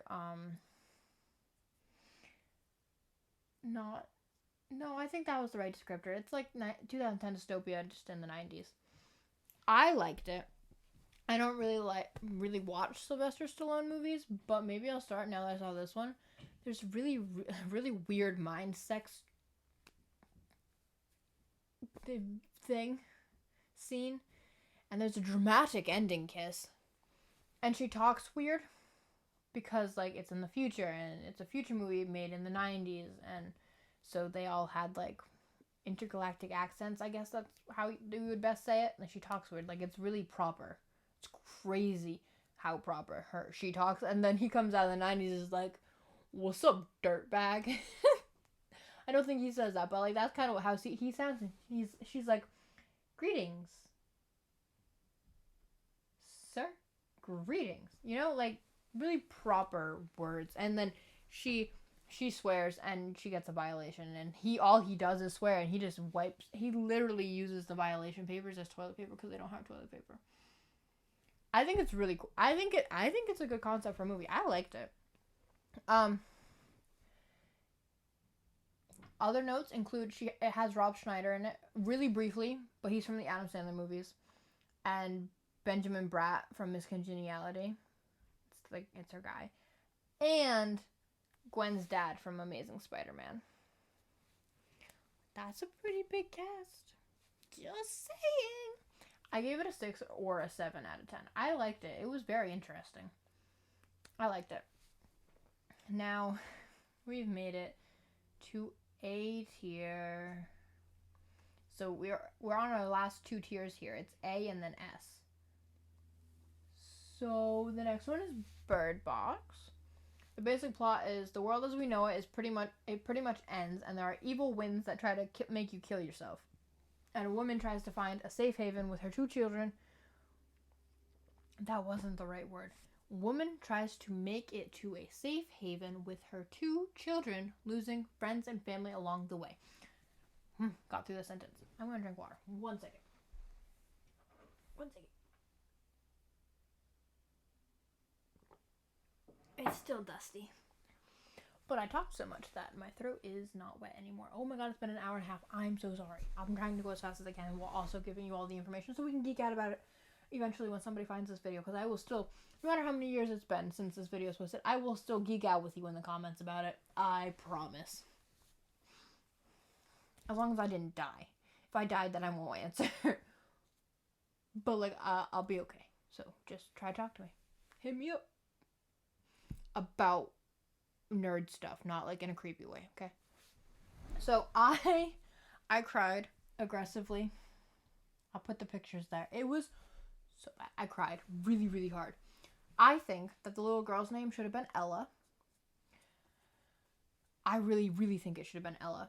And why did Tom have to die? He was so close to making it to the safe place. He died the stop before they left on their trip. It was very sad. I sobbed. And then at the very end, when they get to the place with the birds and like the cagey thing, it was like Tom's story about like, oh, look, there's like a family of little birds in the nest. And then they get to like the place at the very end, and it's full of birds. They were Tom's family of 5 birds. Because in my head, Sandra Bullock's character was pregnant again. Like, she finds that lingerie and then they get it on. And I feel like she got pregnant. And then that's the 5 little birds. Because they would be the 2 kids, her, him, and another one would be the 5 little birds in the nest. That made me so sad that he wasn't there for his 5 little birds. You know? Like, he would have been in the 5th bird, which makes them 4 little birds. But, like, it's him and his 4 little birds. Like, it's together 5 birds. It's a family of 5. She was the main character, which made me really happy. I rated it like an 8. This one is kind of up there with Extremely Loud and Incredibly Close, except she's the main character in this one, and it made me cry so hard. Like, everybody dies. Everybody dies in that movie. Like, everybody. Besides her and the 2 kids, everybody else burnt toast. Which was really sad. But, like, I liked it a lot.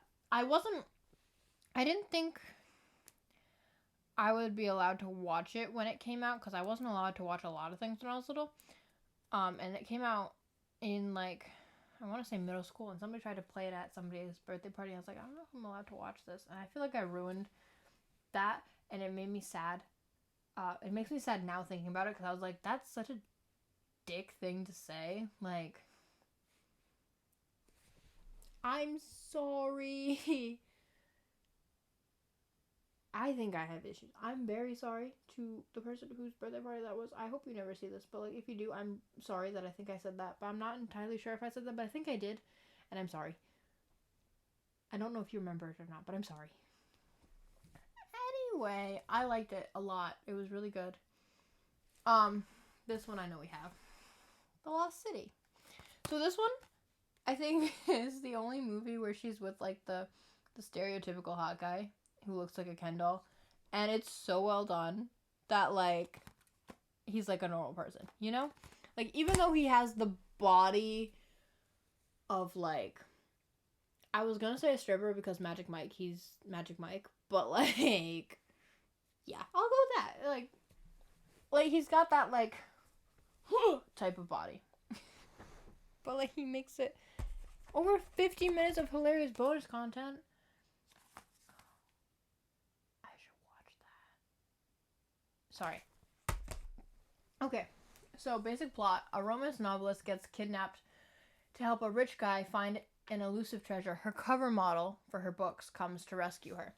So it has Sandra Bullock, Channing Tatum, and Daniel Radcliffe in it, and a cameo by Brad Pitt. Because Sandra Bullock was in a Brad Pitt movie, and Brad Pitt was in a Sandra Bullock movie, and now I think they're even.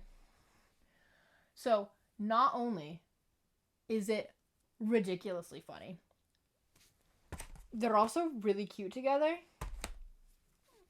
And the romance of the ancient lovers is also really cute.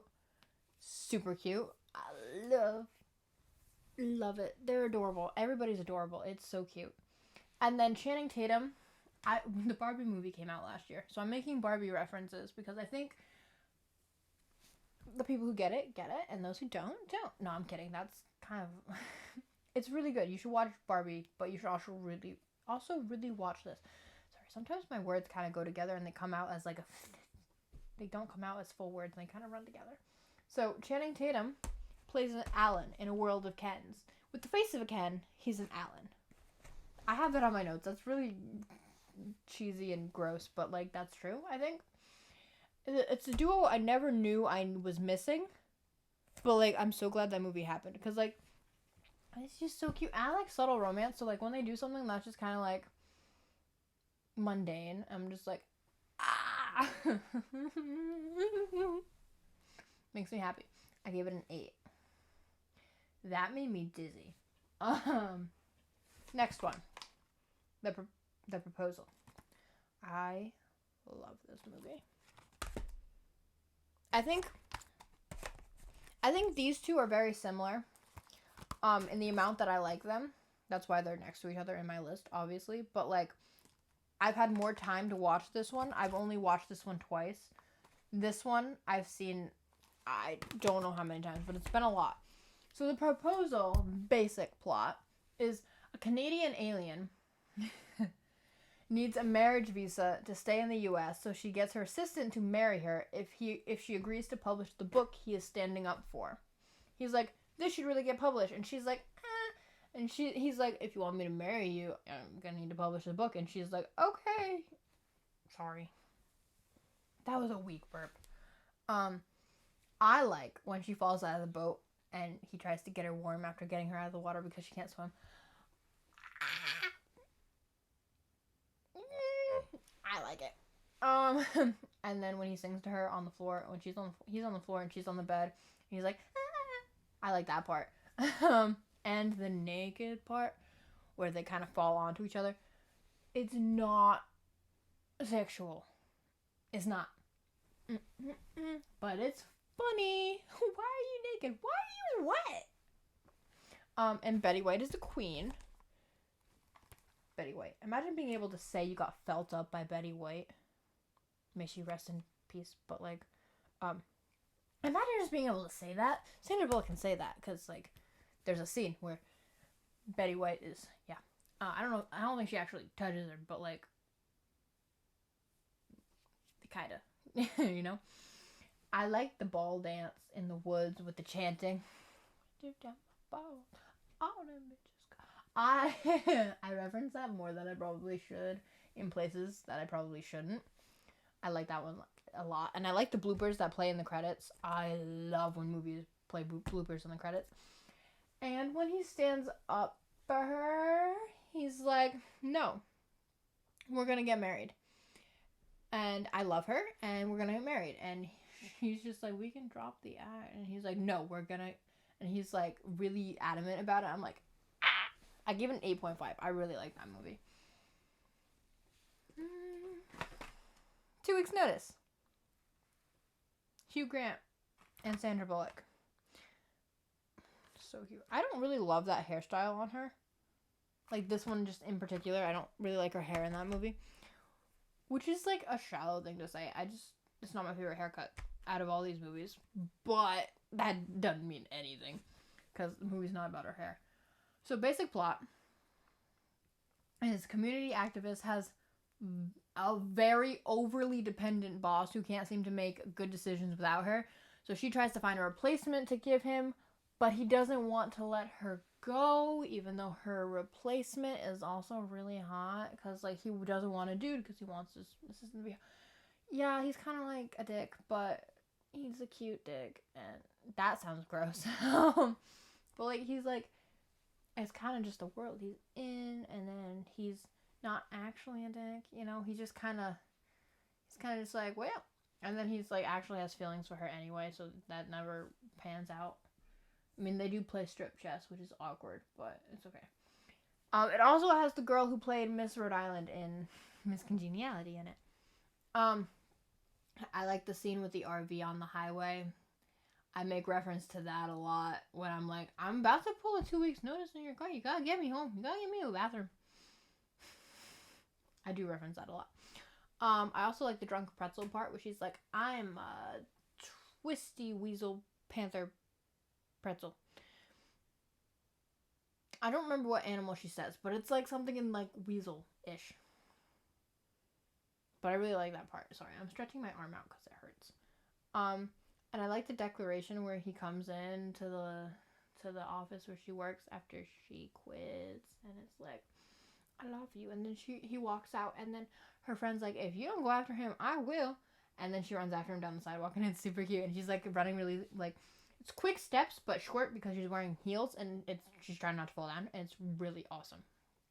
And he cares about her opinion on literally everything. He wants to do everything he promised her, and feels really bad when he can't. And it's so sweet. I like subtle romance. I like when people are funny together and they like make each other happy. And then I don't like when they don't make each other happy, but like if they like genuinely apologize and like their behavior changes, that's like good time. I gave that one an 8.5. We're still in A tier, but this is the last one in A tier. Okay. Right. Nope. Wrong movie. Practical Magic. Sorry, the cases look really similar.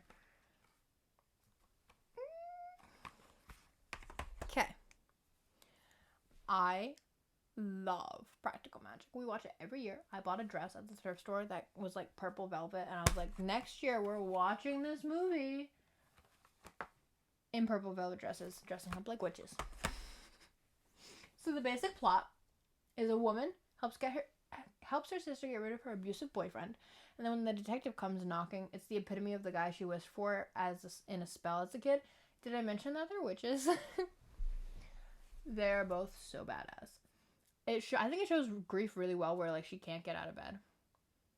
You know, like she can't get out of bed, and her aunts have to take care of the kids, and I think because her first husband dies, and it's really sad. They were really happy, but then she finds out that she was spelled to love him, but then build a life together, and then I think they did it really nice. And she's always there for her sister, which is super sweet. And then the romance side quest with the new guy after her husband is like really cute, and he does the pancakes and he does the eyes, and it's cute. And he's like, I don't want to put you in jail. I don't, but you need to talk to me. I don't know if that's exactly what he said. That was a bad face. I don't know if that's exactly what he said, but it was really cute. And I like the congregation of moms from the phone tree coming to be part of a seance just because. They're just like, she needs us to... What? Her sister's abusive ex-boyfriend has possessed her body, and you need my help to get her free? Sure. What do I need to bring? A broom? A vacuum? A mop? Absolutely. And they just appear with their brooms and mops. Like, it's amazing. I don't like the first husband dying because he gets run over. But I understand the curse thing with the beetle in the floor. I get it. But like, you know, like I hate that he had to die, but I get why he had to die, and it made me sad. But like, I'm okay with it because she gets the guy of her dreams, and her. Like, I'm not okay with it, but I feel better about it when she's happy again. I gave it an 8.75, which is like a dumb fraction number, but like I couldn't give it quite a 9. But like, I don't know, I like it. It's like a seasonal watch though. You know, it's like a fall watch. But sometimes I watch it not in fall because I'm just having a craving for it. Because sometimes I get cravings for movies. Okay. Now we're in S tier. We are on the last 4 movies. And I have all 4 of those movies. Whoops. Here. Speed. Is it more of a Keanu Reeves movie than it is a Sandra Bullock movie? Yes. But. Look it. Oops. Nope. Look it. Anyway. Basic plot is a psycho bomber targets 2 men who foiled his plan, putting a full bus of people in danger. It's a really good movie. It's interesting and actiony, and this is kind of what I meant by like a movie marketed towards boys, because you see how like it's like it's like dark and stuff. And this one is kind of more marketed towards girls, which we're not on this one yet. But like I know it's a different genre, but like you see the difference, how it's like actiony, and that's kind of what I meant to show the difference. Where did I put it? To show the difference between these two. Like this and this are like the same vibe. Kind of. I hope this makes sense. Sometimes the inside of my brain doesn't make sense, so I don't know how much sense this is gonna make. But yeah, it's a good movie. It's definitely a Keanu Reeves movie, more than Sandra Bullock movie, but it's too good not to rank this high. And I watch it kind of a lot. So the relationship in intense circumstances quote is after they roll out from under the bus at the airport when the bus blows up, which I needed to know that because I needed to reference it in a book that I'm writing. The second one of that is after the train crashes. And it's just, he like tries to calm her down when she sees the lady die, and the lady was really nice to her, and it's really sad, but also it's like he's hot. And his voice is nice, you know, like they're really cute together. And they had a crush on each other at the same time they made this movie. I was like, they could have gotten together. And I know like he's committed right now, and her recent person just passed, which is sad, and I'm sorry, but that missed opportunity, but like I'm glad you're both living life, you know. It's cheesy, and it's a cheesy action movie, and it's really nice, and she's always a badass. Like I don't know, it's really actiony, and it's like a really small romance side plot, but I really like it. I feel bad that the guy had to blow up in that house. It made me sad, and he didn't even try to leave once he heard the ticking. Also, wouldn't you bomb squad the bomb guy's house before you enter, you know? Even if people were at risk. So I give that one an 8.5.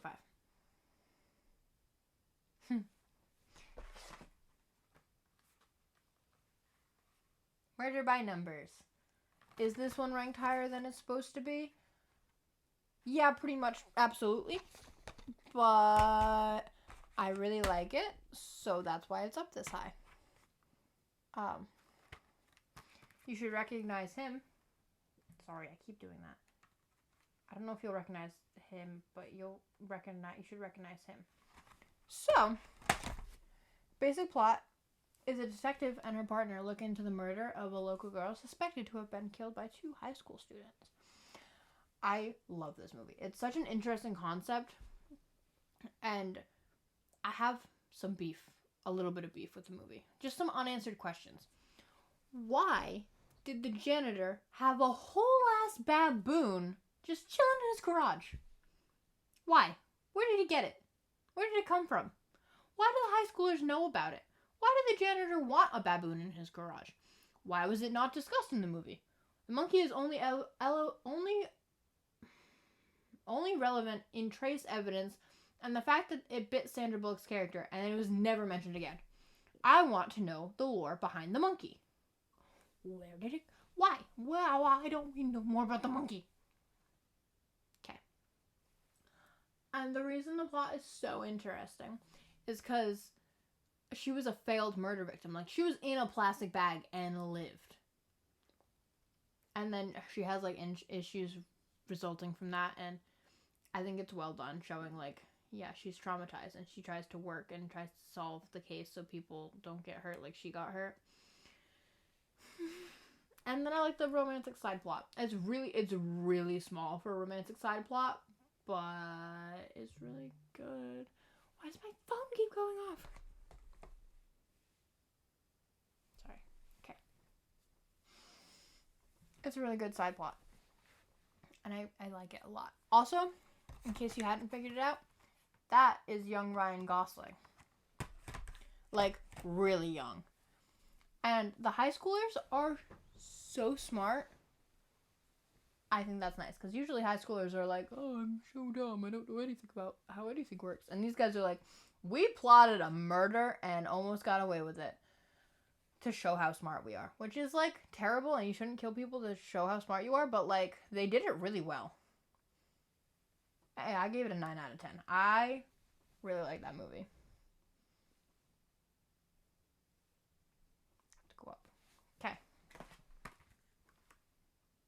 Miss Congeniality. She is beauty, she is grace. She'll kick you in the face. Okay. Basic plot. FBI agent. So this is, again, she's an FBI agent. She's an agent again in this one, but I feel like even though she's an agent in The Heat, it's different, you know? I like it. It's good. She has to go undercover at a beauty pageant to catch the bad guy. I like the, you think I'm gorgeous. You want to kiss me. You want to hug me. You want to love me. You want to hug me. You want to smooch me. You want to... And then the guy takes a bite of his Snickers. I like that part a lot. I also like when she puts the donuts in her shirt and straps it to her leg because donuts are fantastic. I also like when she falls down after her makeover. Like, you know, like she's like strutting out all confident and falls down. I also really want that purple dress and I can't find it anywhere. It's gorgeous. I love that purple dress so much.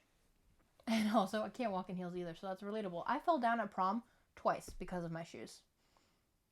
To the point where the I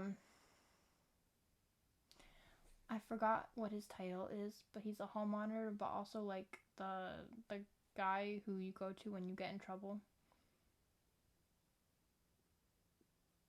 Like the not the detention guy, but like the I did, like kind of like the guy you go to if you got sent to the office. Kind of like him. He was like, is it the shoes? And I was like, yeah, it's the shoes. He's like, you should probably take those off so you don't get hurt. I'm pretty sure he thought I was drunk because I fell down. So I fell down on the doorway in and then walking downhill.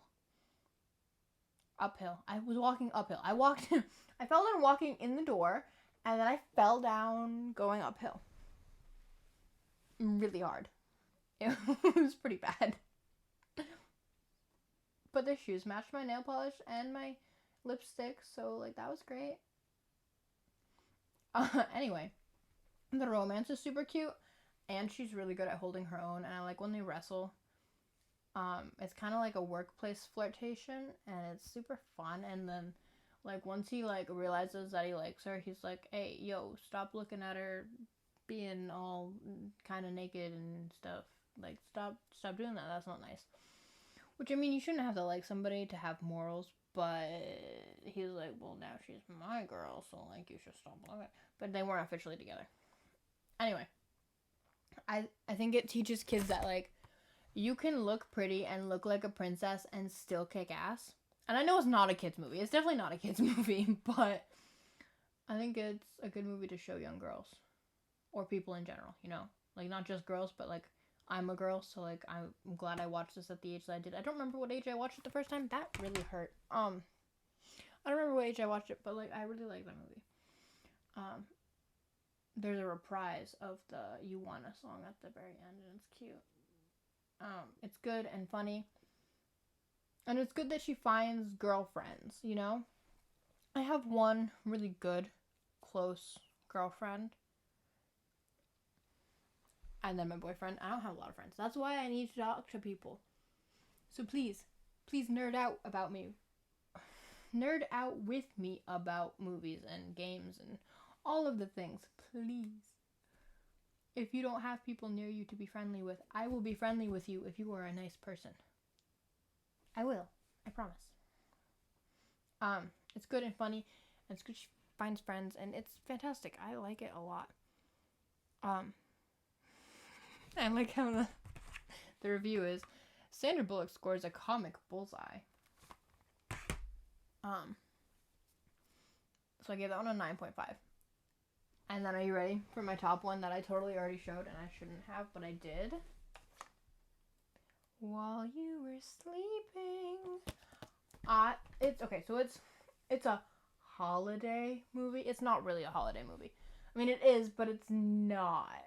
Do we watch it in the wintertime? Mostly, yes. But do I also watch it in, like, June? Yes, I do. I love that movie so much. I watched it recently, too. Like, some of these, the ones that I watched, like, a lot, I didn't necessarily watch again. Like, Practical Magic, I didn't watch again. 2 Weeks Notice, I had watched recently. Proposal, I had watched recently. Murder by Numbers, I had watched recently. So the ones that I had watched, like, within a month of deciding that I was going to make this video, I didn't watch again.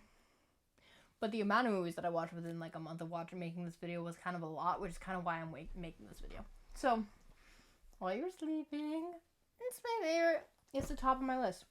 The top. Very top. So the basic plot is a woman has a huge crush on a guy and then gets mistaken for his fiance while he's in a coma.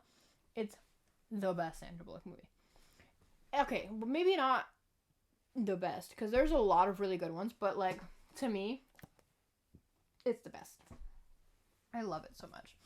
I like the arm wrestling quote where he's like, you know, sometimes you really don't know if you should like kiss her or just really arm wrestle her. And I like it so much. It's so great. Also, I really like when the pants rip and fall in the snow. My boyfriend ripped his pants. I was like, oh my god, please keep those. That would make such a cute costume. And he's like, I already threw them out. And I was like, it ripped in the right place. And it was just, I love this. I love this movie so much.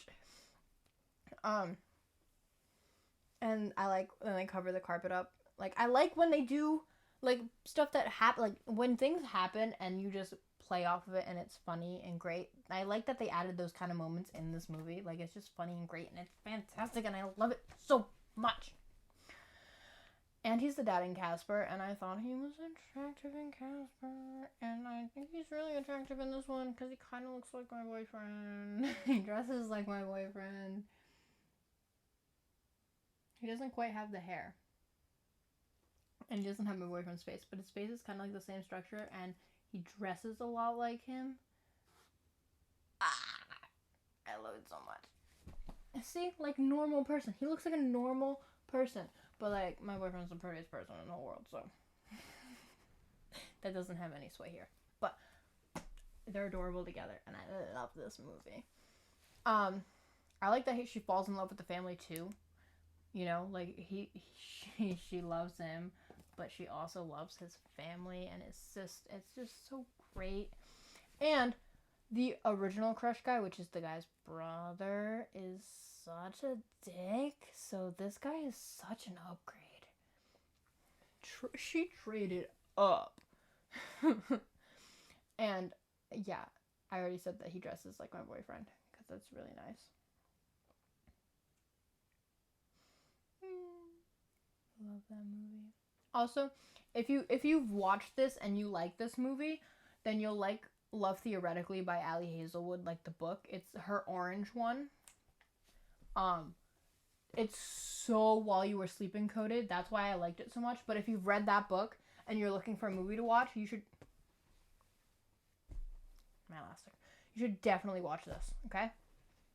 You won't regret it. I promise. It's great. And then so cute. It's rated a 10 out of 10. And that is the end of my Sandra Bullock tier list. So my top, whoops, go to the top of my list. Okay. So my top movies, I'm going to say them in order now from top to bottom. So the best one to the worst one. So S tier is While You Were Sleeping, Miss Congeniality, Murder by Numbers, and Speed. A tier is Practical Magic, 2 Weeks Notice, The Proposal, The Lost City, and Bird Box. B tier is Demolition Man, 2 If by Sea, Extremely Loud and Incredibly Close, and The Unforgivable. C tier is The Heat, Hope Floats, Divine Secrets of the Yaya Sisterhood, Ocean's 8, When the Party's Over. D tier is Miss Congeniality 2, The Blind Side, The Lake House, Premonition, and Love and War, Love Potion number 9. E tier is The Vanishing, Who Shot Pat, Minions, Bullet Train, 28 Days, The Net. F tier is Forces of Nature, Crash, Hangman, Fool and His Money, Me and the Mob, and The Preppy Murder. And I made like a colorful chart, which I probably would have popped up by now. But like, it's so great and I love it so much. I think I had fun doing this, for real. This was fun.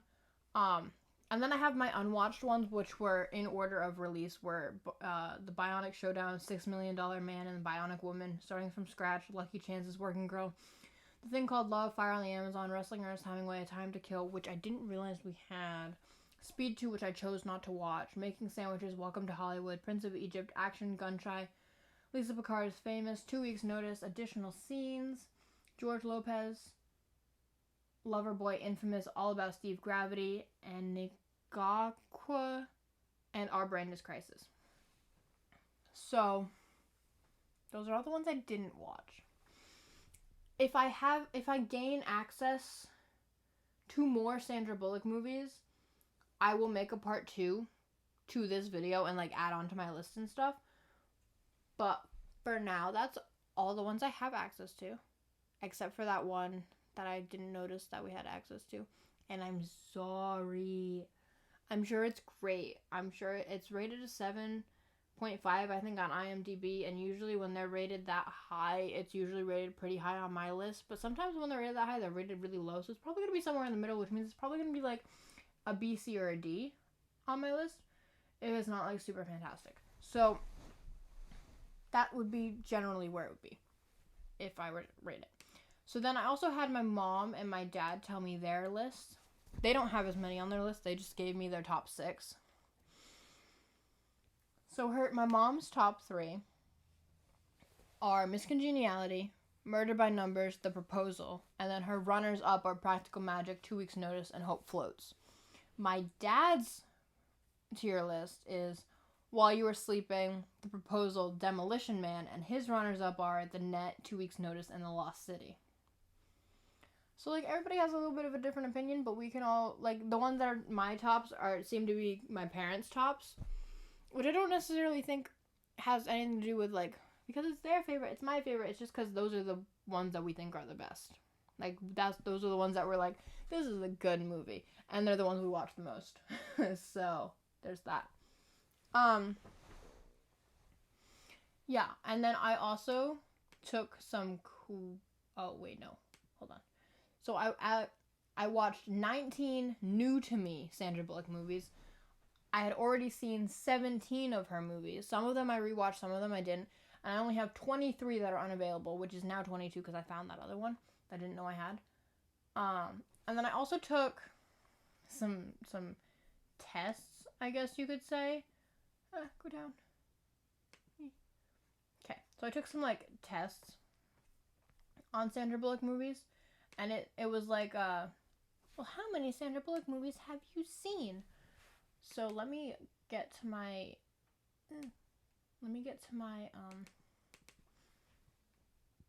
thing.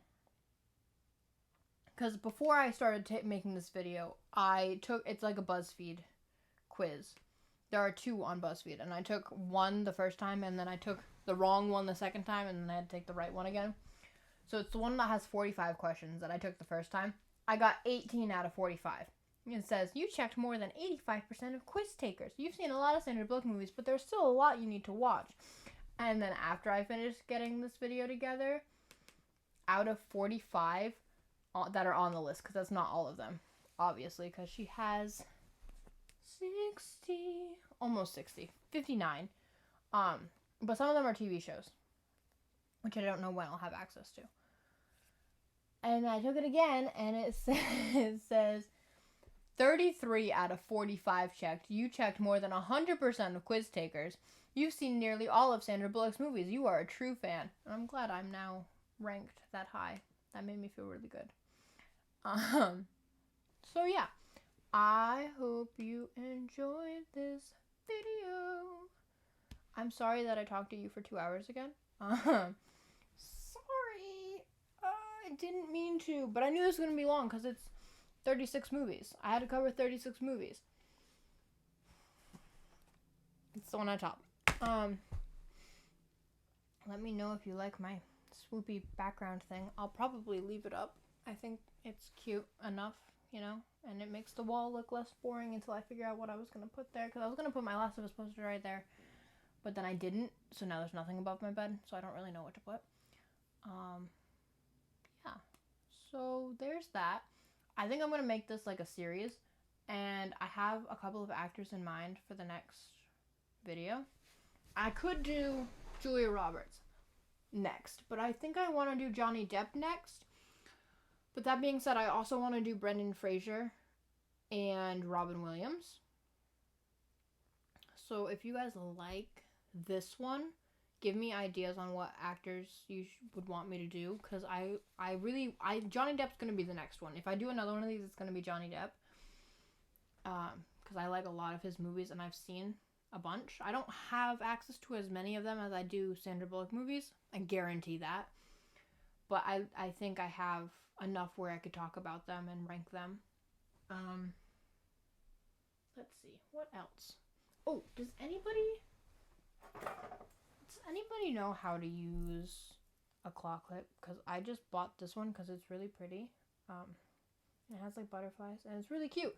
But I'm not entirely sure how to do it, because like when you go like this and you're like, nope, that's not how you do it. You go like that. It's a very Sandra Bullock hairstyle, but like you put it up and then I kind of look, A, like I got a turd on my head, and B, it covers the clip. And then I also kind of look like Paul Revere from the front. So if somebody could help me figure out how to, like, I feel like these need to be out, but sometimes I can't get my hairs out. I need help, because that's clearly not right. But I think it's really pretty, and I'd like to wear it. So if you could help me figure out how to wear it, that would be really appreciated. That being said, a sneak peek for my next video that goes up is gonna be about Sabrina Carpenter. I'm so proud of her. I'm so excited. Her new music is coming out soon. Because they're like teasing it while she's on vacation. I'm excited. It's called Brewing, I think, is what it is. I did download it. Or pre-save it. I pre-saved it. Hold on. Let me go to... I was listening to Because I Liked a Boy. Let's see.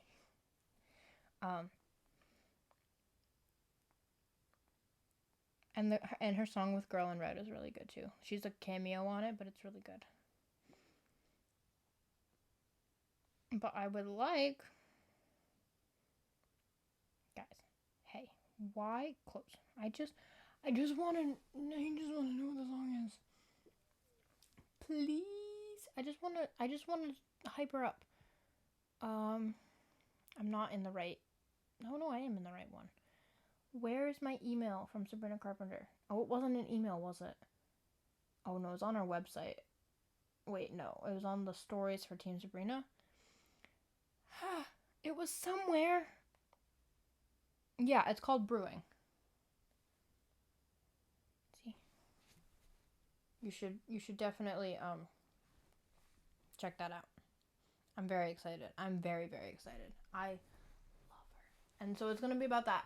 I'm going to have to do like a little bit of research, because I know I'm right. I just need to find the evidence that I'm right. And it's going to be about Sabrina Carpenter. And I love her. And it's great. And so I will see you eventually. This took longer for me to film because I didn't have time. So I'm going to hang up now. This is so cheesy, but I'm so determined to do this. So I'm going to hang up now. Oh my god, wait, hold on. 1 second. Did you see the Sabrina Carpenter lingerie Skims ads? Oh my god, she's so pretty. Oh my god. Okay, that's it. Alright, now I'm gonna hang up.